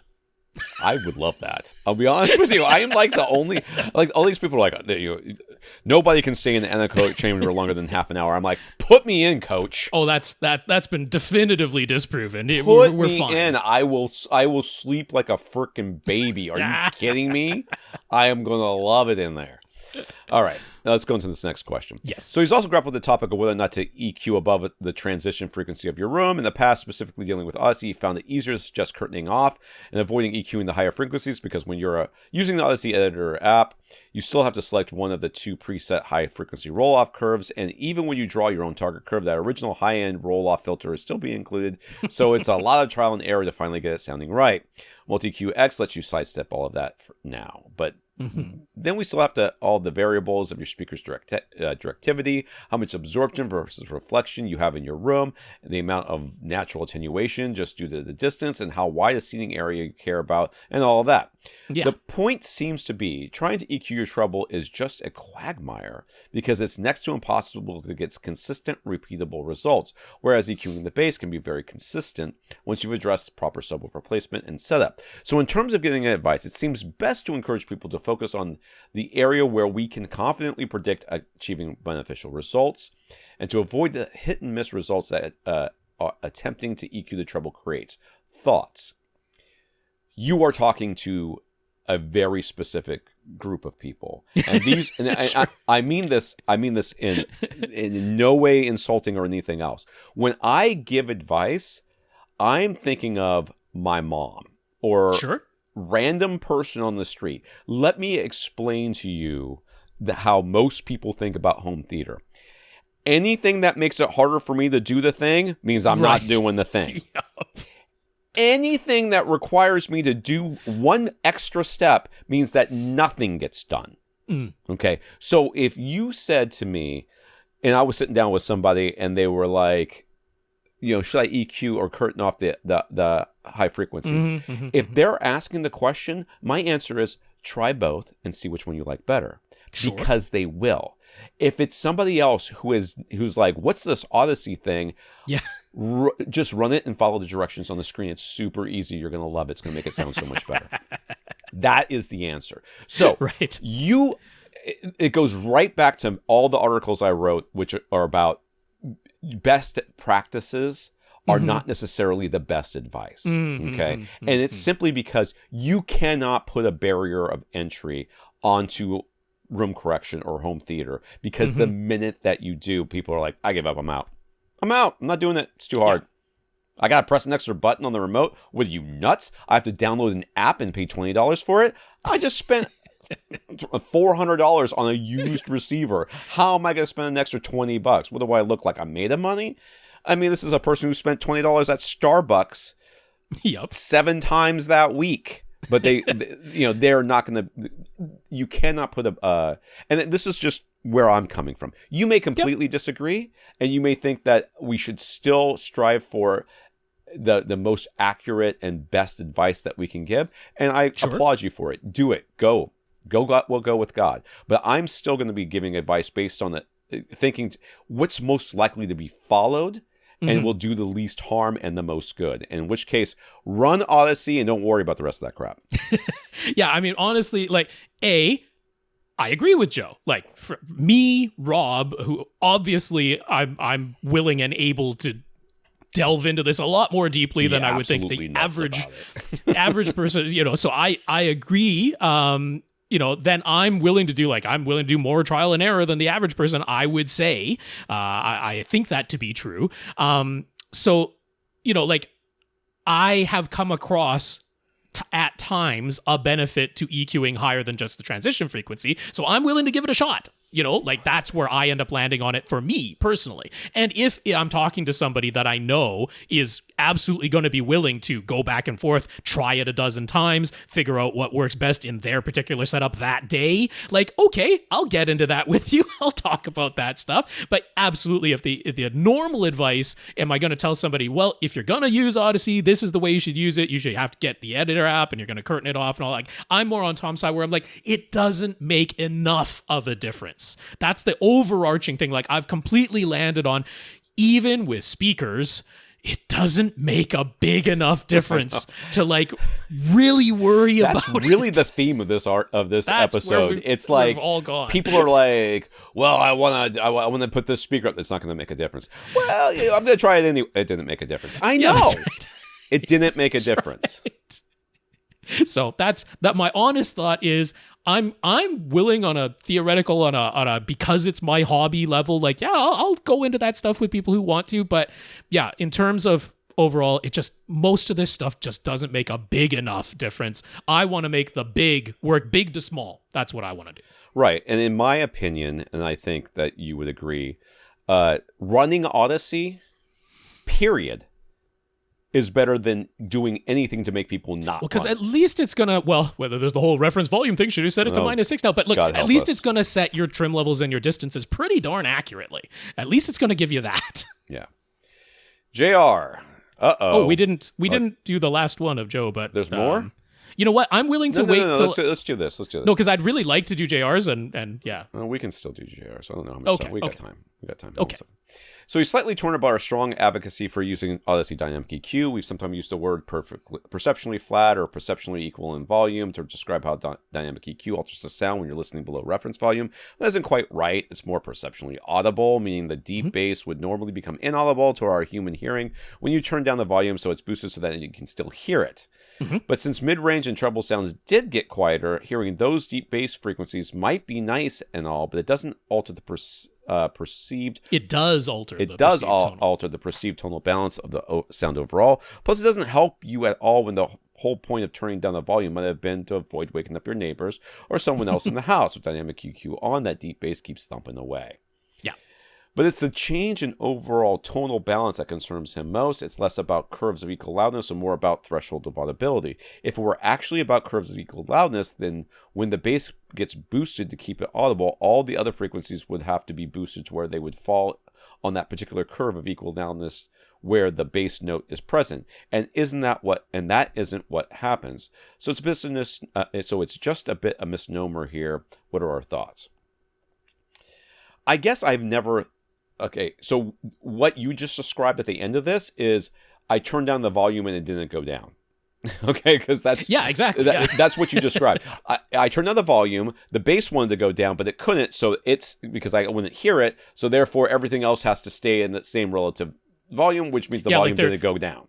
There is a curve of equal loudness, right? Yeah. So, and like... If you look at the Fletcher-Munson curves, and let's just say we go way down to some, 25 hertz note, right? And we see that, okay, if at 1 kilohertz, when 1 kilohertz is playing at 70 decibels, very audible, we'll notice that if a 25 hertz note is also playing at 70 decibels, it's below the threshold of audibility, basically, right? You would have to raise that 25 hertz note to something like at least around 75, 76 dB to even be audible. Now, if that is the decibel level of the 25 hertz note, if we then look at, okay, well, which of those Fletcher-Munson curves is 25 hertz at 75 or 76 decibels? Now we follow that curve. Well, then, something at 1 kilohertz, like I was talking about before, it's going to be a little bit louder than when it was 70 and everything fell on that particular curve, right? So I've said this before on the podcast, but I mean, it's right that there's this confusion, right? We want the better consistency when we're talking about this stuff. I have talked about how, it is about threshold of audibility. That is what dynamic EQ is about. It is about keeping all sounds actually audible and not having anything fall below the threshold of audibility. But you are right that it isn't just like keeping everything on the Fletcher-Munson curves, or Odyssey actually developed their own through their own private listening sessions. They developed their own curves of equal loudness. It isn't like literally just falling on those curves, because it is changing the total balance. It has to basically, the more you turn the volume down, the more the tonal balance changes. Because if you're listening at reference volume, it does nothing, so that's fine. If you turn down the master volume a little bit, well, then it's only going to have to boost some bass notes a little bit just to get them up to the threshold of audibility, at which point, you'll notice how the Fletcher-Munson curves, they all kind of converge in the mid-range.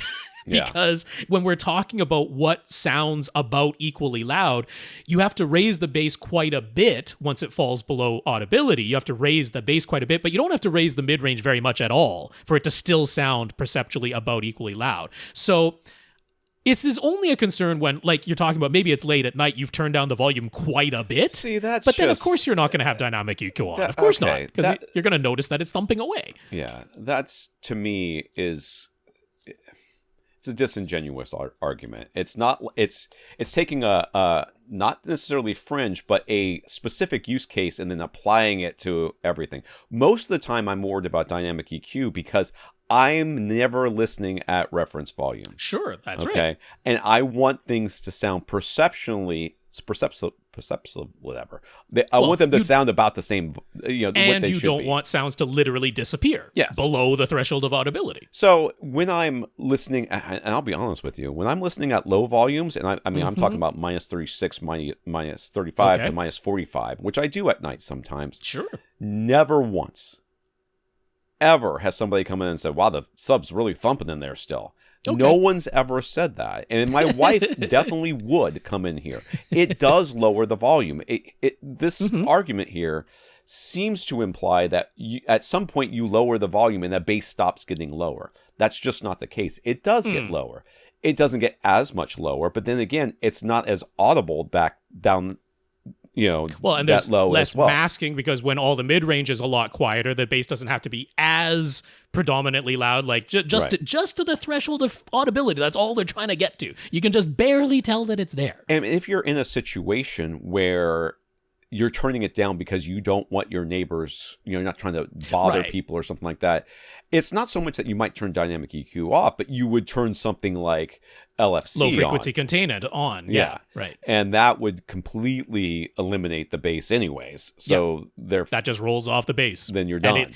And low frequency containment overrides dynamic EQ. You can have them both on at the same time, and it will still give you the low frequency roll off if you've turned low frequency containment on. And a lot of the hate I hear people talk about with dynamic EQ, invariably when you look at their setup, when you look at how their systems are actually set up in their rooms, they have poor, if not no, room treatments going on, and usually very limited and not well thought out subwoofer placement, and usually a single subwoofer. So they don't like dynamic EQ because dynamic EQ, because they're having poor bass anyways, and then the dynamic EQ is trying to do what it can, and it's just the room itself is making so much of a difference in the bass that they're having problems with it. Or they've done the thing where they turned the subwoofer trim level up 10 dB because they wanted that big old bass boost, and then they turned dynamic EQ on and they turned the master volume down and whoa, it's way too bassy now. Yeah. So, I mean, I find that most of the problems that people have with dynamic EQ, it's just dynamic EQ showing them the problems they're already having with their setup. Yeah. And for me, that again, this goes back to the best practices thing. You may have arguments for why you think dynamic EQ shouldn't be engaged, or maybe shouldn't be universally recommended. But for most people, it really should be. It should be on. Well, yeah, because the different, most people are listening at minus 20, minus 25. That's just normally where they listen to stuff. And if they don't, so this is going back all the way back through the stack of the questions, but it all makes sense, right? Because if they just ran Odyssey, they never touched the Odyssey editor app. They certainly didn't curtain everything off. They didn't change the target curves, right? They just ran with the default, because that's what most people are going to do if they do anything. And then they're listening at their normal level of minus 25. If they don't turn dynamic EQ on, they are literally not hearing a whole bunch of sounds that are in the soundtrack. That's what we want them to get back. So for us, the easy advice is, turn dynamic EQ on. Don't turn dynamic volume on, right? Because that's going to just make all the quiet parts loud and the loud parts quiet and mush everything in the middle. But dynamic EQ is we want you to hear what you've been missing, and we're not expecting you to turn it up to 0 or minus 6. We don't expect you to go that high. We keep it where it feels comfortable to you, but we just don't want you to miss a whole bunch of stuff, and dynamic EQ makes it all audible again. All right, so let's do JR real quick and then we'll be done. Okay. JR says, He appreciated all of our advice about the enclosed theater room that they intend to construct in the basement of the new house, along with turning the rest of the basement to an apartment for his daughter. But wouldn't you know it, now he's thinking of soundproofing after all. You're in for a world of hurt. They expect their daughter will be staying in the basement apartment for at least a few years. It would be optimal if he could feel free to have no limits on playback volume without disturbing her. So it is cheaper to kick her out. Well, I mean, yeah, the real answer is set your expectations because, I agree. Low. Extremely low. It would be optimal if you could go down there at 1 a.m. while she's asleep and blast something at full reference volume or, hey, 6 decibels above full reference volume. No, set your expectations realistically, which is you'll still have to have some consideration about what's going on. Because, I mean, look, honestly, it isn't even reasonably possible to fully do that level of soundproofing because you just don't have the ceiling height. You'd have to construct an entire room inside of the room you're already constructing. And that's just not going to happen. So set the expectations. I mean, people do not understand how expensive this is. Yeah, it is but we can expensive. do more than just 2x4 wall. We can do more than that. That's true. So you already asked about potentially constructing staggered stud walls instead of just regular 2x4 walls. Would a staggered stud walls now be a good and worthwhile idea? I mean, yes. It's anything that you can do to. You're still on the slab, right? You're still going to be on because he's in the basement, right? So you're still going to be on this. You're going to be sharing a floor. So you're going to have a 2x6 base plate instead of a 2x4 base plate. Yeah.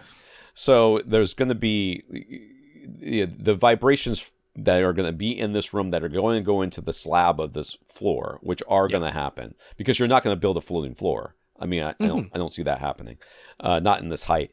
They are going to transfer throughout the house, and especially into this room that's right next door. But in terms of the drum effect of the theater side drywall directly vibrating the outside wall drywall, you can mitigate that to a quite reasonable extent. Having your contractor install a stagger stud wall is absolutely something I feel confident they can do.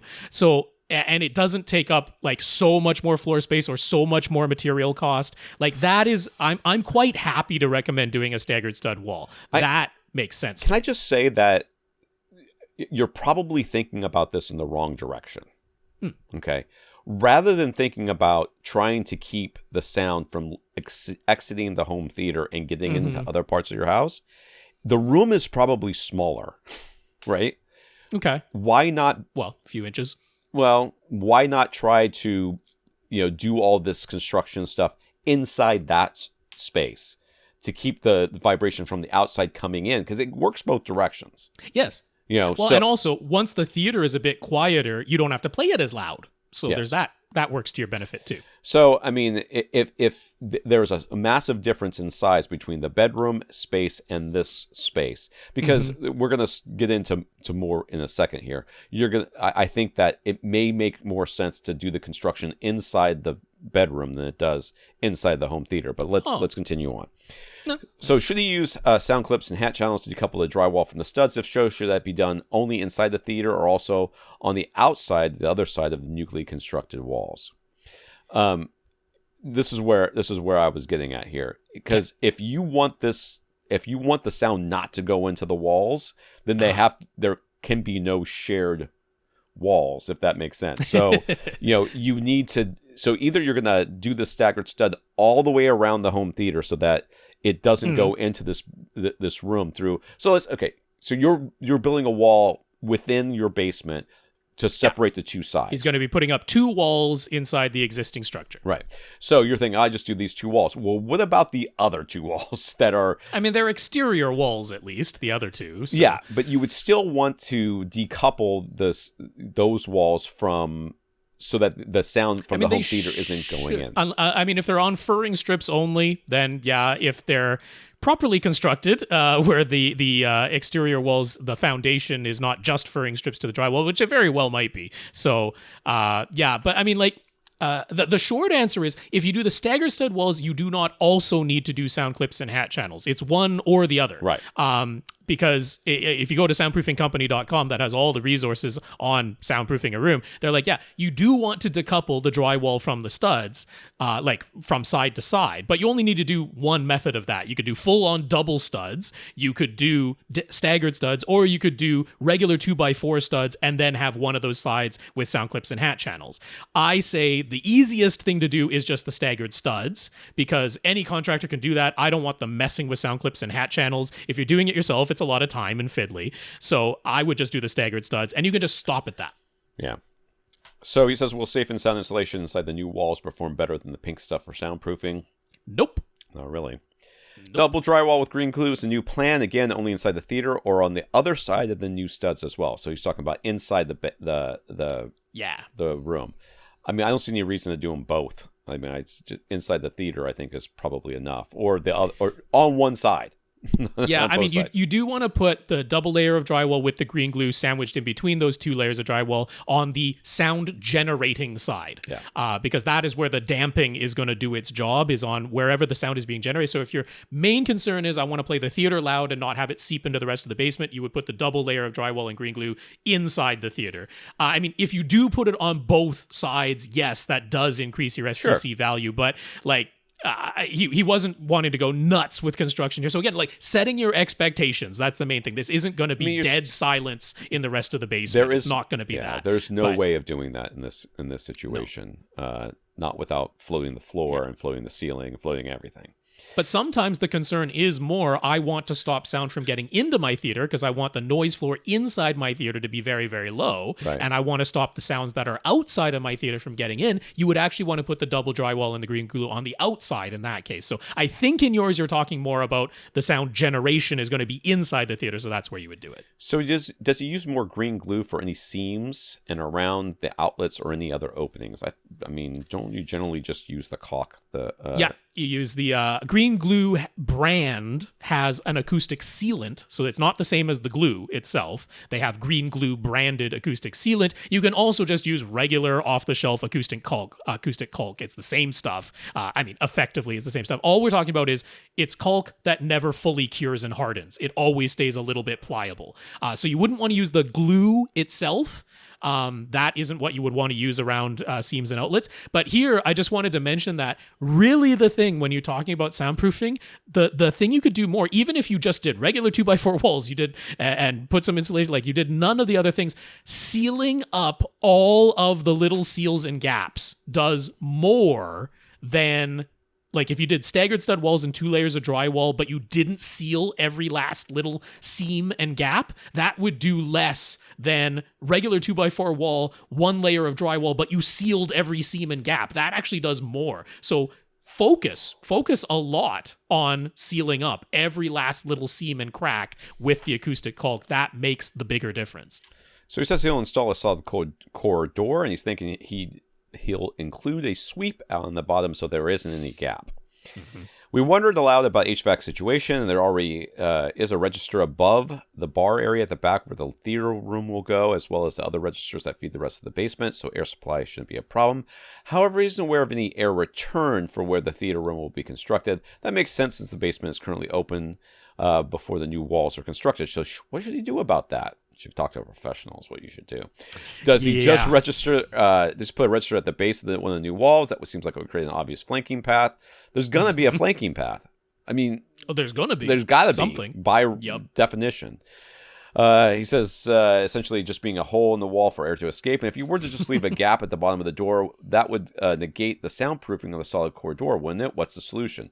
Well, I mean, think of it this way. If you have a door that's open and then you close that door, is there more or less sound coming through that opening there? Oh, indeed. There's going to be less. And if you have that door as solid, well, then there's going to be even less. But there's still going to be some that's going to come from underneath the door. Any flanking path is a flanking path. It doesn't matter where it is. So you should talk to an HVAC expert about this and make sure that you have the right amount of air return going on. Yeah. And then you can talk about... And air supply for that matter, because you got to make sure that single register at the back is actually going to be enough cubic feet per minute in terms of airflow to actually be enough ventilation for that room, or, have the ability to properly cool and heat that room. That is important. It's not... You can't just do it by feel.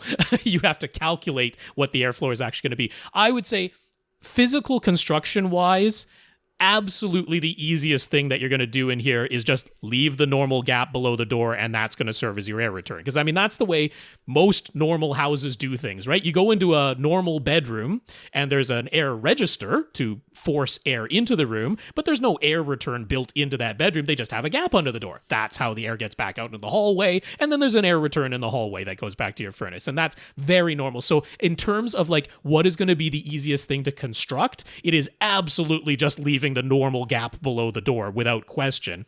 That's going to get back out into the rest of the basement. There's some air return in there. That's absolutely fine. Is it still worthwhile to put a solid core door? Yeah. But what it wouldn't be worth doing is, going to the exterior grade door, because then you're going to have some other air return. Whether you have the gap under the door or you put some sort of register into the walls, which, is just a hole, it's going to be about the same amount of sound transfers. So if you want to get no gap under the door, no registers into the walls for air return that way, now you have to create a sealed air return path back to your furnace that only serves the theater room. That's the only solution. There has to be a way for air to get out of this room, and if it can't be through a gap into the rest of the basement, it has to be a sealed return back to the furnace. That ain't cheap. Yeah. That might mean replacing the entire furnace system. That might be the only way to accommodate that. I don't know for sure, but you would have to talk to an HVAC professional about what it would take. So I think what you're going to end up doing is just leaving the gap below the door, because it is by far the easiest solution. And then it is still worth putting the solid core door, but now, actually happily for your wallet, you don't have to go nuts. You just get an average solid core door. That's it. So lastly, ask any other plans or suggestions we have when it comes to soundproofing the new theater room. Like Rob started off with, and I did as well, lower your expectations for how well this is going to work. Raise your expectations for how much this is going to cost, and then contact professionals. So, we are good at setting up speakers. We are not so good at constructing rooms. So HVAC professionals, contractors who actually know what the heck they're talking about, and the soundproofing company. Do those things and you'll be okay. Completely put aside the soundproofing thing. You have to talk to an HVAC professional no matter what you do, because you've got to make sure that single air register and the bar area is actually sufficient. Yeah. That is unequivocal, that no matter what. But if you set your expectations correctly, staggered studs, pretty easy, doesn't up the cost a ton. Maybe a couple layers of drywall, maybe not. Honestly, I would focus more on sealing all the seams and every gap. That I would actually put more effort into than even the double drywall. Because if you set their expectations realistically and you do the double studs, it's that's about all you need to do. It's not going to be dead silent. So, who's left on the list? We've got Galen, Brandon, and Kieran. Oh, and Chris as well. He was on there too. And I did want to mention to Ryan and Ari that I did get your emails. That'll go up there for next week. So there we go. You'll be up on the list next week. So let's thank our listeners in the week. Let's thank Joe for sending a donation through PayPal by going to avrant.com and clicking on the Buy Us a Cup of Coffee link, as well as our 132 patrons over at patreon.com. That is right, Joe. Thank you very much for your PayPal donation, and patreon.com/AVRant podcast is where you can go to sign up to make an automatic monthly donation. So big thanks to our 132 patrons over there. Also want to thank Gurinder for taking Rob out to lunch, as well as Dale for talking us up to SVS. Yeah, thank you, Gurinder. I hope you enjoyed our conversation as much as I did. And Dale, thanks so much for talking us up to SVS. Lastly, we want to thank Jason and JR for sending us notes of gratitude for keeping the podcast going. Thank you for thanking us. For sure. Thank you, Jason. Thank you, JR. And thank you, everybody, for continuing to listen and sending in your questions. If you want to get your question answered, all you have to do is ask. You ask by emailing us at question@avrant.com. For AVRant, I'm Tom Andrew. And I'm Rob H. Now go out and listen to something.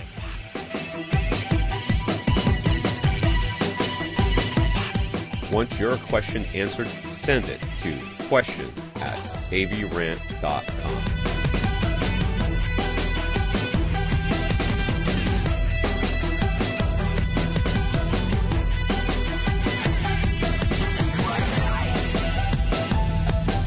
Let it go.